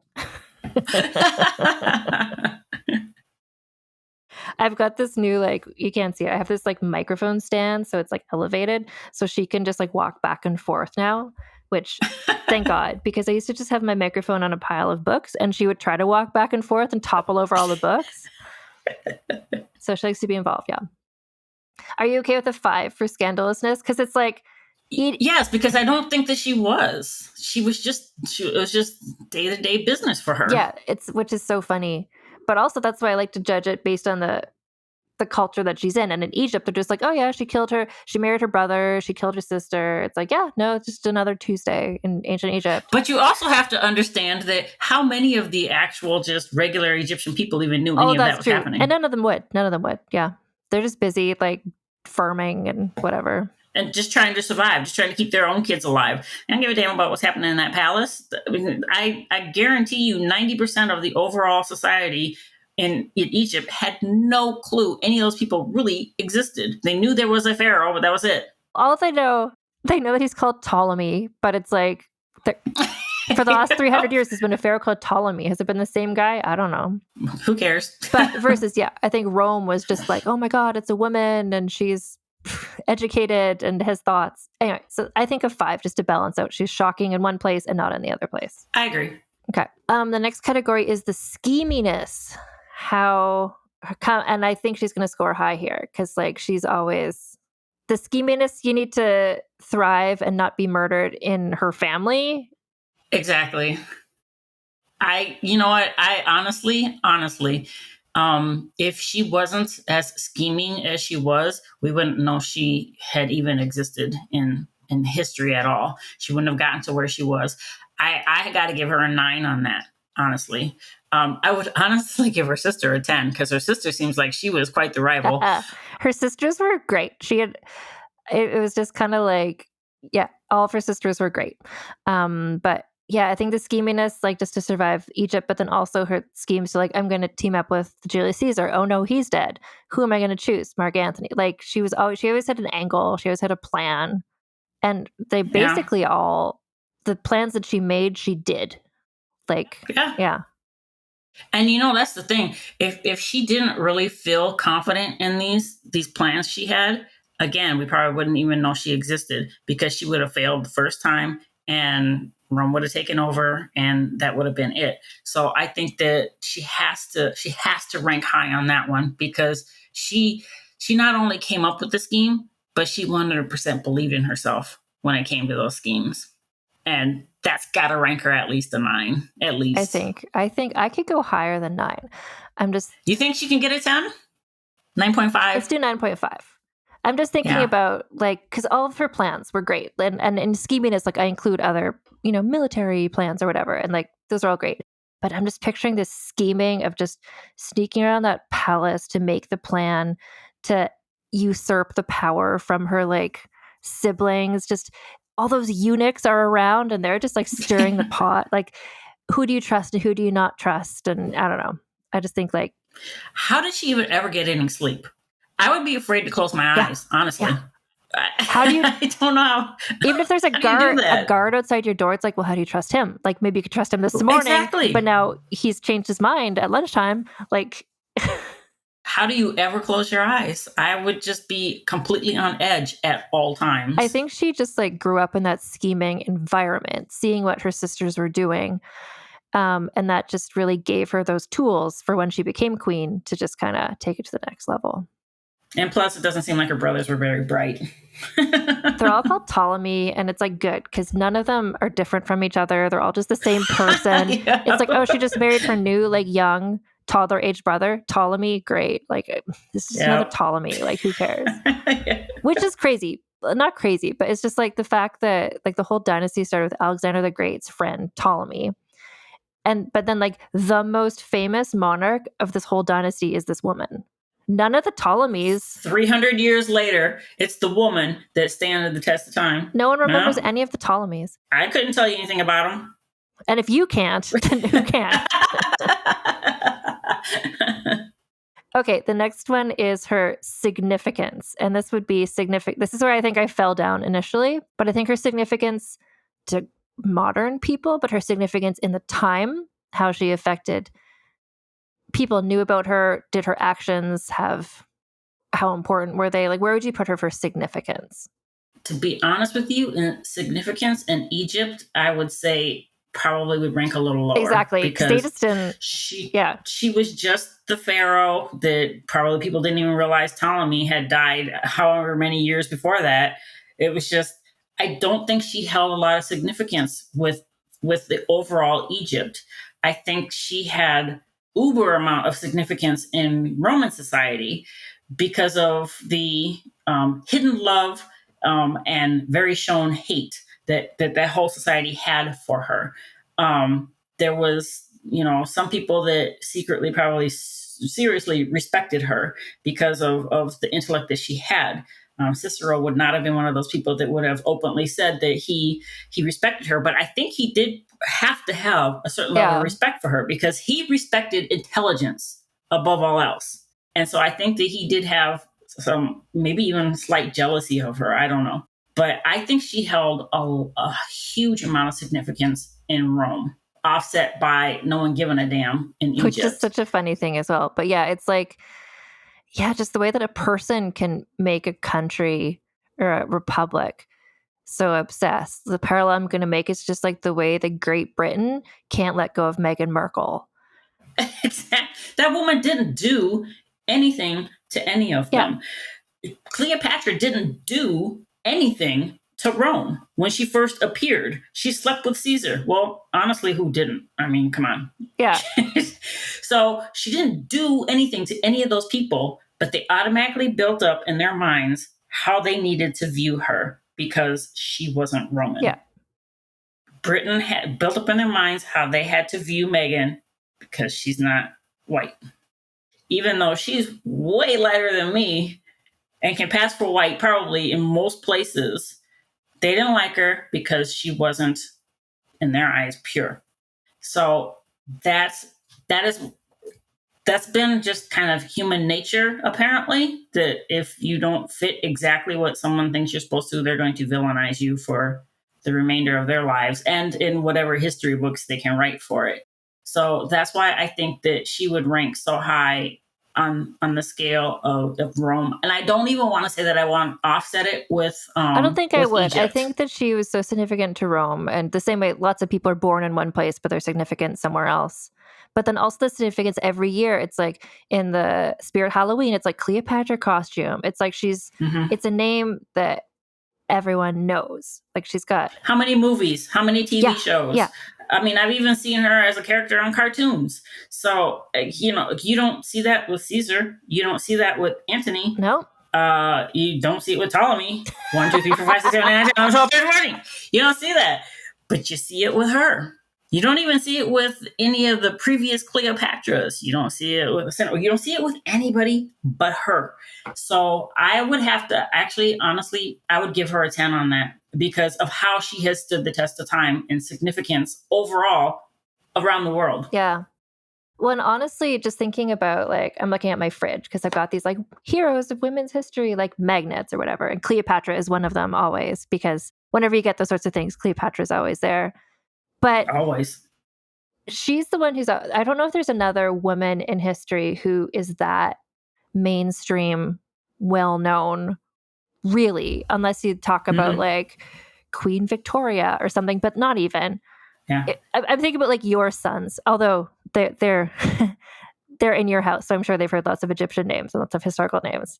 Oh, they have. Yeah. And that's when I get the eye roll and the walk away. So if we think about just the average, 22-year-old person in the world, they've heard of Cleopatra. What other women from history have they even heard of? I don't know. And I did that before I started really digging into Nefertiti and writing about her. I was around a lot of young people for a while there. And so I was like, you know what? I want to see what they know. I want to see what they're being taught in their history classes beyond just straight American history. And I would ask all these little individual kids that range from probably 12 to 16, do you know who Akhenaten is? Never heard it. Do you know who Nefertiti is? Let's say out of 10 people, I'd have maybe 2 that knew. You ask them, do you know who King Tut is? Oh, yeah. Well, yeah, because that's the one that gets talked about all the time. So if you ask them, if you know anything about anybody else in history of Egypt, they're not going to know.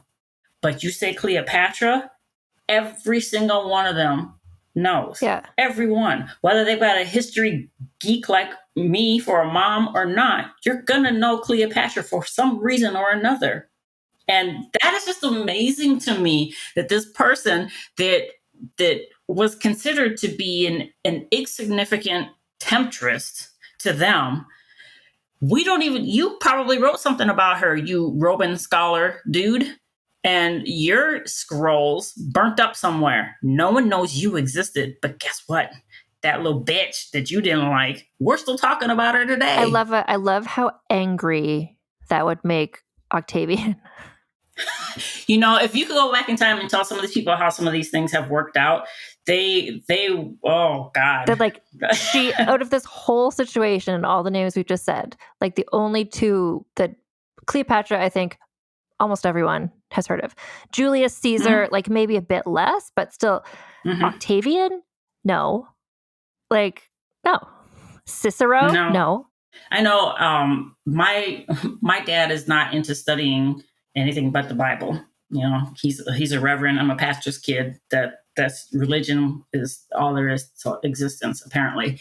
And I could name off all these people. He'd be like, I don't know who that is. But if I said Cleopatra, my dad would know who that was. Yeah. You cannot, it's virtually impossible not to know the name Cleopatra. You might not know a whole lot about her, but you're going to know the name. And it's, the thing at the very beginning you were saying, in ancient Egypt, if they didn't like you, they would chisel your name off or whatever. And isn't that partly because then no one will remember your name? No one will talk about you. So the fact that Cleopatra's memory is still alive, in some aspect, her spirit is still alive or something like that, where it's just as long as people talk about you, you're never forgotten. And she's never not been talked about. And the funny thing is this is just me being me. I really feel bad that she didn't get to have a traditional Egyptian burial, that she never got to use the tomb that she had started building. Because she really did consider herself Egyptian. I mean, if she didn't, she wouldn't have fought so hard for the country. And I feel bad that I don't really know what they did with her. I highly doubt they actually buried her. They probably did what they did in Rome and, built a pylon and burned her and Had some cremated sort her of and whatnot. parade of her bones or something. Yeah, but I really, she deserved it. I think she deserved to have a traditional Egyptian burial. And we deserve to discover her tomb with all her riches and her sarcophagus. But I hate that she didn't get to have that because she earned that. Well, and then I agree entirely. And I love that her daughter, Selene, kept up those religious beliefs, like that culture, like that. So she was kind of honoring her mother in that way too, just by like not setting that all aside and being like, I'm Roman now, please don't kill me. But the fact that she knew that this was important to her mother and that she continued it, I think that's nice. Because, when you're a young woman and you see women around you being strong, and in a world where you're basically being told the whole time you're growing up that you're not supposed to be that, but you see this woman who also happens to be your mother being strong and defiant and successful, that's gonna have a deep impression on you. And even though she was young when her mother died, she had all of that lifespan to have that imprint on her, to understand the importance of her mother and understand the importance of the traditions that she was surrounded by. And so I'm really glad that she didn't just give that up and just be like, oh, I don't want to suffer that kind of fate, whatever you guys say. I'm really glad she held on to that. Unfortunately, it didn't go any further than that. But the fact that she asserted her strength enough to not let go of that and to let people see that she hadn't let go of that, you got to admire that. Well, and I think it's a big thing to live with in the aftermath of everything that just happened with Cleopatra, and to be her daughter and to be also named Cleopatra. It's just like, oh God, okay, I can't. There's no escaping it, you're labeled that for the rest of your life. Everyone knows who you are. Yeah. Yeah. And what happened and what you come from. So, then it's a matter of you have to make the choice of who are you going to be? Mm-hmm. What are you going to show the people around you? Yeah, like, are you going to own that? And I think she picked a really good mix. Yeah, she picked a really good mix of it. Yeah, she wasn't like, I'm going to change my name to Livia and be quiet. And yeah, I don't know. So I am really happy that biography exists of her, Cleopatra's daughter. Okay, the last category is the sexism bonus. And this is like from 0 to 10, how much did sexism get in the way of her living and thriving and doing the things she wanted to do? Now that one I can say equally affected her on both sides, the Egyptian and the Roman, because she was never, until she got rid of all her little gangly little brothers, she was never allowed to rule on her own. Right, because it always had to be like a man-woman or like a woman toddler pair. Like you had to have a boy. But see, that's the thing. That's the whole Egyptian thing of they believed in ultimate balance. That was a major part of Egyptian society. Everything had to have a balance. That's why you had Osiris and Isis. You always had to have the male-female balance in everything. So I can kind of understand that to a certain point, but she clearly proved herself to be a better leader than those stupid little boys. So to make her always be paired up with one, that is sexism on a 100 level, that you can't just let this intelligent young lady just handle business. You got to put her with this snot-nosed punk. Yeah, you got to be like, oh, you can't just be queen, even though you've been doing it for years. It's like, yeah, you need to have like a man with you. And by a man, I mean your 2-year-old brother. Like, right, exactly. It just, yeah. So I really say that those two rank the same because she got it from both sides. Probably more from the Romans, but because it was just kind of just royal Egyptian history that's just the way it was done in Egypt, whereas they just kind of took it to a whole nother level. But she was still allowed to learn. She was still allowed to learn languages, learn how to read, learn how to write. They didn't let them really do that in Rome. So sexism was on steroids there. So she definitely got it worse from the Romans than she did the Egyptians. But she needs to get a serious bonus for that one because she just had it coming from all sides. Oh, she did. She had, and that's what I always think about, like in this category, like it's just specifically sexism, but anyone who has so much talent and skill and they need to waste their time dealing with this bullshit instead of just like getting to go out and excel in what they want to do. Yeah, it's just, it comes up time and time again. And sometimes it's sexism and sometimes it's sexism and also racism. And sometimes, it's just like there's so many people who like could be doing great stuff if they didn't have to spend half their life being like, no, I can do this. Yep. I think that I've been corporate America since I was 16. I've always worked in an office. And once COVID hit, we all had to start working from home. And I just never went back to the office. I worked from home. And I can say that I am a million times more productive, not having to deal with all the microaggressions that I was dealing with in the office. I don't have to deal with people looking at me crazy, talking to me crazy. I don't have to deal with any of that. I can just focus and do my job. And so you're right. If she had just been left the hell alone and just allowed to rule the country, things would have been different. Yeah. Just this, I'm comfortable with a 10 for that. I am too. Yeah. And especially because it's coming from both directions. So this gives our girl Cleo 34.5 out of 40, which is, her score before was ridiculous. I forget, it was like 28 or something. Like it wasn't even over 30. I'm just putting her into this scale here to see where does she go. Actually, I'm looking to see, where did we put Nefertiti? Nefertiti was a 31.5, Cleopatra 34.5. I think that's fair because I don't think that Nefertiti had to face a lot of the sexism and the microaggressions that Cleopatra did. She didn't have to put up with Rome. No, and the thing is, with how she was elevated by Akhenaten as far as the level of queen that she was, she just didn't have to deal with the stuff that Cleopatra did. Yeah, she had her own bullshit to deal with, Nefertiti, but not to the same extent as Cleopatra, who is just every day, it's just like, can I just do my job? You're right. No, that's wonderful. Thank you. I'm much more comfortable with her being that. But yeah, 28. It's ridiculous. I'm scrolling through. She was on like page 2 of the list. It's just like, no, she's Cleopatra. But thank you. She's where she deserves to be, in the higher echelon. I'm always willing to talk about a badass woman. Well, and here we got to get into the Rome of it all, which I know is your like other major knowledge. I've done a lot of reading there. So it's just that it's people think about individual societies. They don't really ever think about how these individual societies affected other individual societies.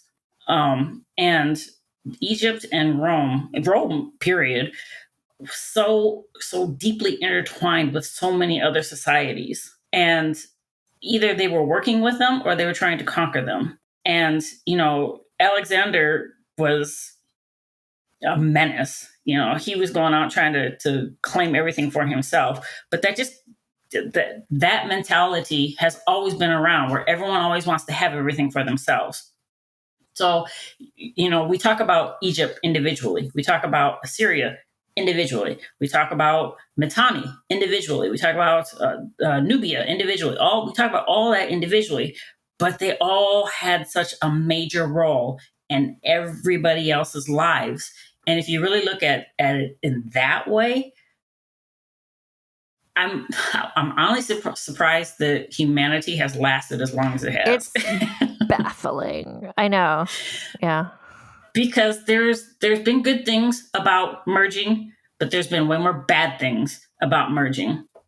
And so it's weird how anyone has ever survived some of this stuff, because even though some of it, anyone that conquers is not doing it in a peaceful way, but some of them have been just so brutal. How did anyone survive that? And so Rome is one of them, where they were so brutal on a lot of the places that they took over. How did the areas that they were conquering, how did they survive that in any way to be able to rise up and fight back against Rome? It's amazing to me how society exists today, because you would have thought they would all just killed each other because they all thought that they had a right to everything. And no. You don't. And it just keeps happening over and over. It does. In history, there's some new, like whatever, it's like Napoleon or whoever, like somebody just comes up to be like, you know what I'm going to do? Take over everything. It's like that never works out. And that's the thing, they're trying to get rid of this, that, and the other on what's being taught in history classes and schools and stuff. But it's like, that's why you dumbasses keep doing the same stupid shit over and over, because you are not paying attention to how that did not work out the last time someone tried it. But you know what? You just do you, I guess. And the thing is these people are making, and it's been like this forever, the people that consider themselves to be in control are the ones that are making the decisions and going out and doing these dumbass things. And then it's the people under them that are suffering from it. But the people under them, for whatever reason, don't make them stop. And that's another thing that keeps happening time and time again, is the leaders are the ones that are out there doing all this stuff, and everyone else is suffering from it. The ones that are suffering, do something about it. And that never happened throughout history. Yeah.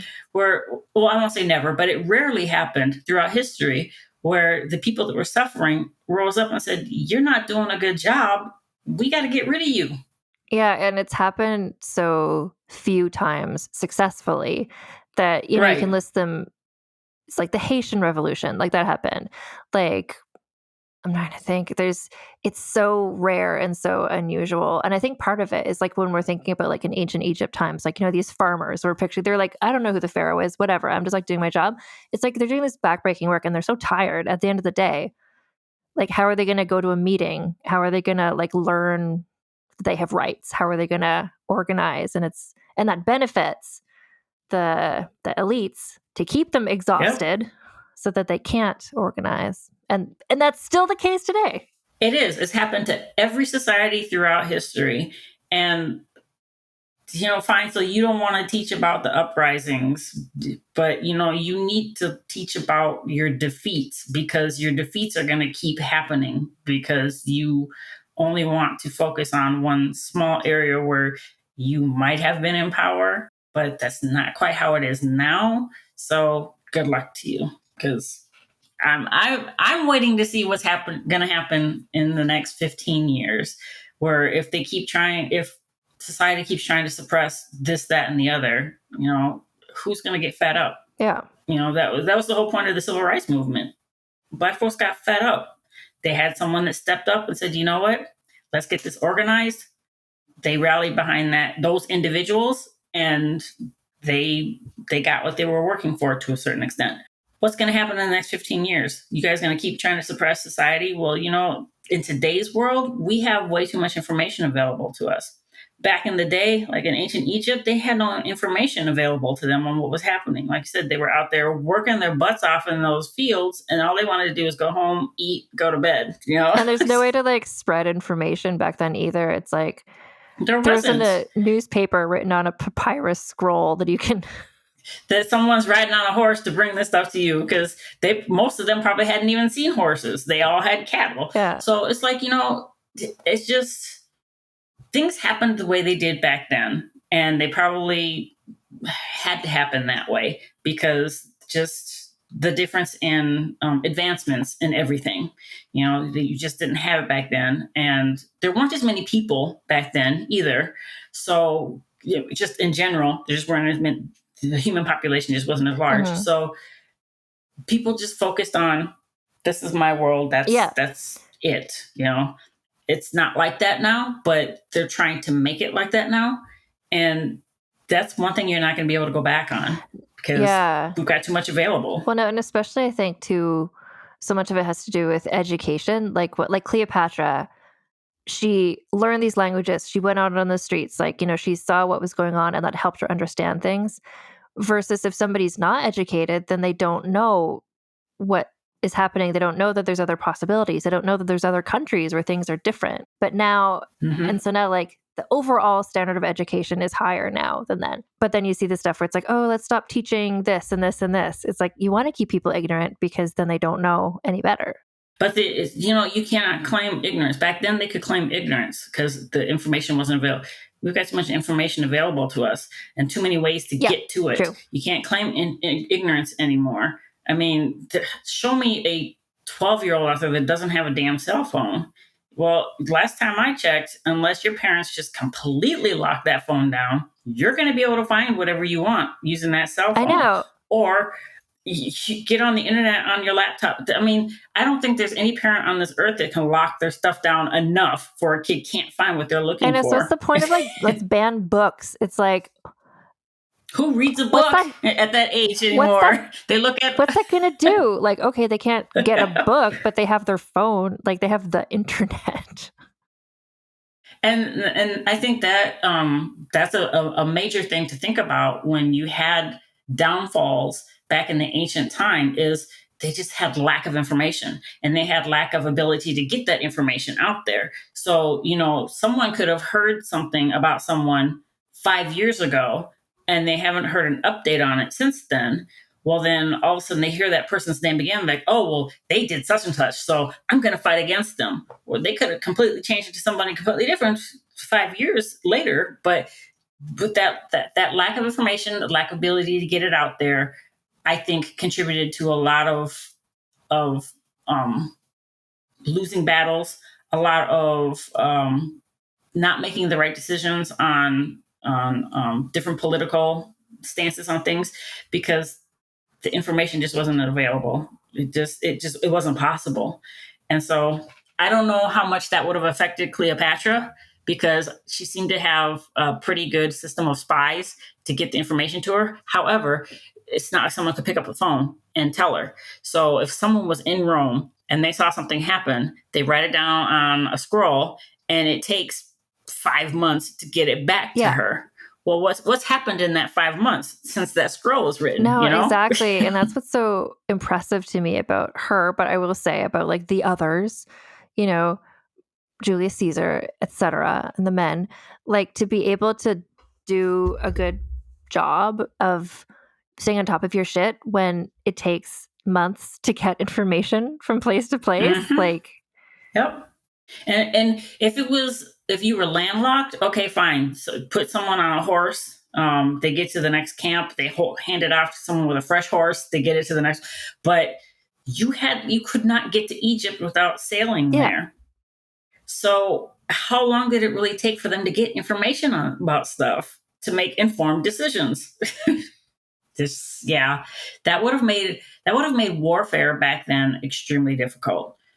Because you could never really keep up exactly with what was happening with things. And in a way, you have to feel sorry for them because, they're trying to make real-time decisions based on old information.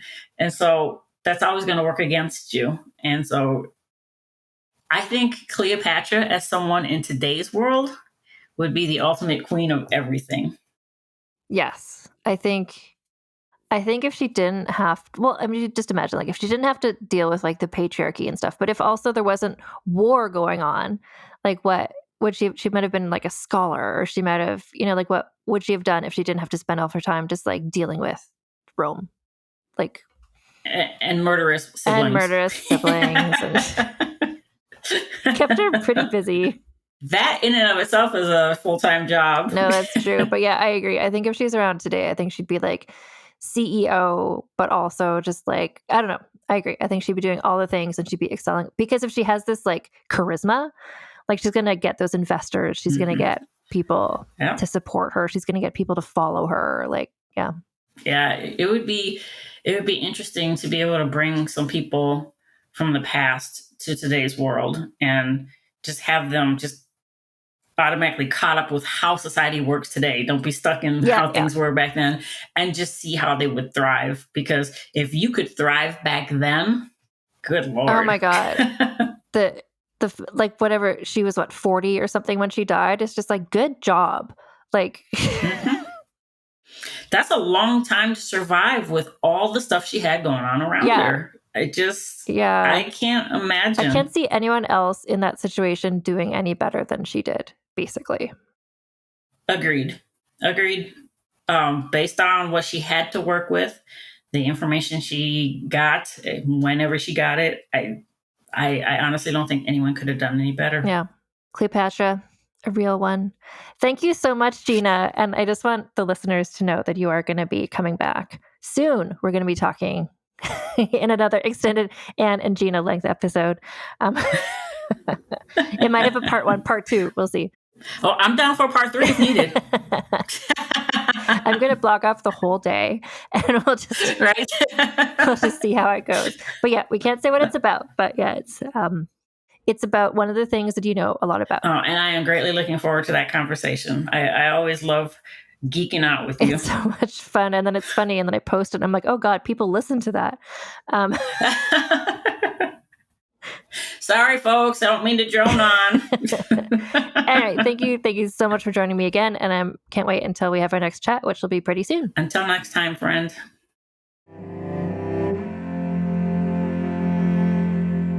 So again, if you are just like, I love this vibe, I love the Anne and Gina vibe, we've done 2 episodes before, and the 2 episodes before are each the length of 3 episodes. So we did 3-hour episodes about Nefertiti and also about Hatshepsut. So just scroll back through wherever you're listening to the podcast and just find those episodes if you want to hear more of Gina, who is such a star. I'm so happy to have her as a regular contributor on the podcast as well. So you can keep up with this podcast. I have a Substack. It's vulgarhistory.substack.com, where I talk about, actually, a little tie-in. I have an essay about Cleopatra on the Substack this week to tie in with these episodes. And then also, I've recently been traveling. I was on a trip to Edinburgh, London, and Braunschweig, aka Brunswick, Germany. And if you want to see, just learn more about what I saw so many amazing things. You can keep up with me on my Patreon for free.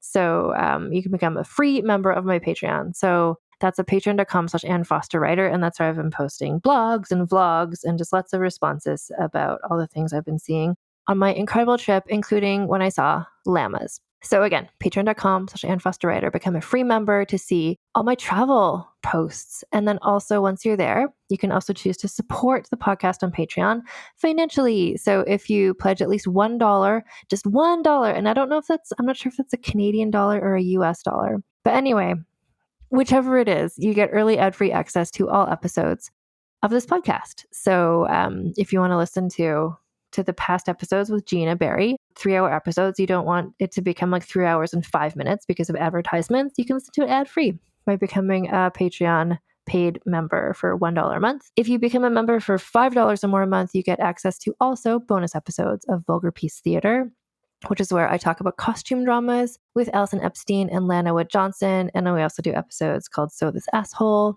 about awful men from history. One of the things we talked about on Vulgar Peace Theater, actually the most recent episode there, was we talked about the first 2 episodes of the 1976 British miniseries I, Claudius. Maybe you've heard about it, which actually the miniseries starts off with a celebration of the anniversary of the Battle of Actium, which is when Augustus defeated Mark Antony and Cleopatra. So it all ties in. Anyway, that's at patreon.com/AnnFosterWriter. And if you really want to celebrate Cleopatra via jewelry, then I recommend going to our brand partner, Common Era Jewelry, which is a woman-owned small business that makes beautiful pendants and rings inspired by women from classical history and from classical mythology, including Ms. Cleo herself. So Cleopatra is part of what they call the Difficult Women collection, which I think is kind of like their way of saying women leaders and the men who whined about them, which again, perennially a timeless thing that just keeps happening. Anyway, so you can get your Cleo pendant as well. Other people are there, like actually who we're talking about next week, Agrippina the Younger. You can get her on jewelry as well. Anne Boleyn is there as well. Everyone's classical history except for Anne Boleyn because she deserves, because she's classical in her own way. Anyway, their pieces are available in solid gold as well as in more affordable gold vermeil. And if you're listening to this, Vulgar History listeners can always get 15% off all items from Common Era by going to commonera.com/vulgar or using code vulgar at checkout. You can get Vulgar History merchandise at our merch store. So we are at, if you go to vulgarhistory.com/store, that takes you to our TeePublic store. And there's just all the designs are there. And you can choose what you want to put the design on. Do you want to put the design on a mug or on a t-shirt or on a sticker or a magnet? And then just like have a weird niche inside joke thing, the conversation piece, you know? If you're outside the US, the shipping is better if you go to our Redbubble store, which is vulgarhistory.redbubble.com, which is the exact same experience. Basically, you just choose the design you like and decide what you want to put it on and what color you want it to be. And you can get in touch with me if you want to say nice things about Gina and demand that Gina comes on the podcast more, or whatever you want to say. There's an email form that you can use at vulgarhistory.com. You just click on contact me, or you can send me a DM. My DMs are open on Instagram, where I am at vulgarhistorypod. Next week, again, it's another a classic revisiting of one of our episodes from 2020. And it's Agrippina the Younger, which is so interesting to revisit that in the context of having now myself watched I, Claudius, the miniseries. It has a very different portrayal of Agrippina than how I think of her. But anyway, that's what we're going to be revisiting next week. We're on a little mini hiatus from season 7 Marie Antoinette episodes, but those are going to be resuming shortly. But until next week, all my friends, keep your pants on and your tits out. Vulgar History is researched, written, and hosted by Anne Foster. That's me. The editor is Christina Lumagi. Theme music is by the Severn Duo. The Vulgar History Show image is by Deborah Wong. Transcripts are written by Aveline Malik. Find transcripts of recent episodes at vulgarhistory.com.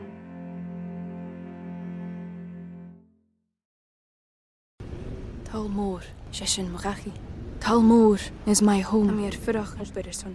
My family have worked the land for generations. My gran says the island does not belong to us, but we belong to the island. And we must be ready, for a great evil is coming, and death follows with it. Listen and subscribe to the latest season of Undertow, The Harrowing, a Storyglass production presented by Realm, available wherever you get your podcasts. Hi, I'm Jennifer, a founder of the Go Kid Go network. At Go Kid Go, putting kids first is at the heart of every show that we produce. That's why we're so excited to introduce a brand new show to our network called The Search for the Silver Lining, a fantasy adventure series about a spirited young girl named Isla who time travels to the mythical land of Camelot. Look for The Search for the Silver Lining on Spotify, Apple, or wherever you get your podcasts.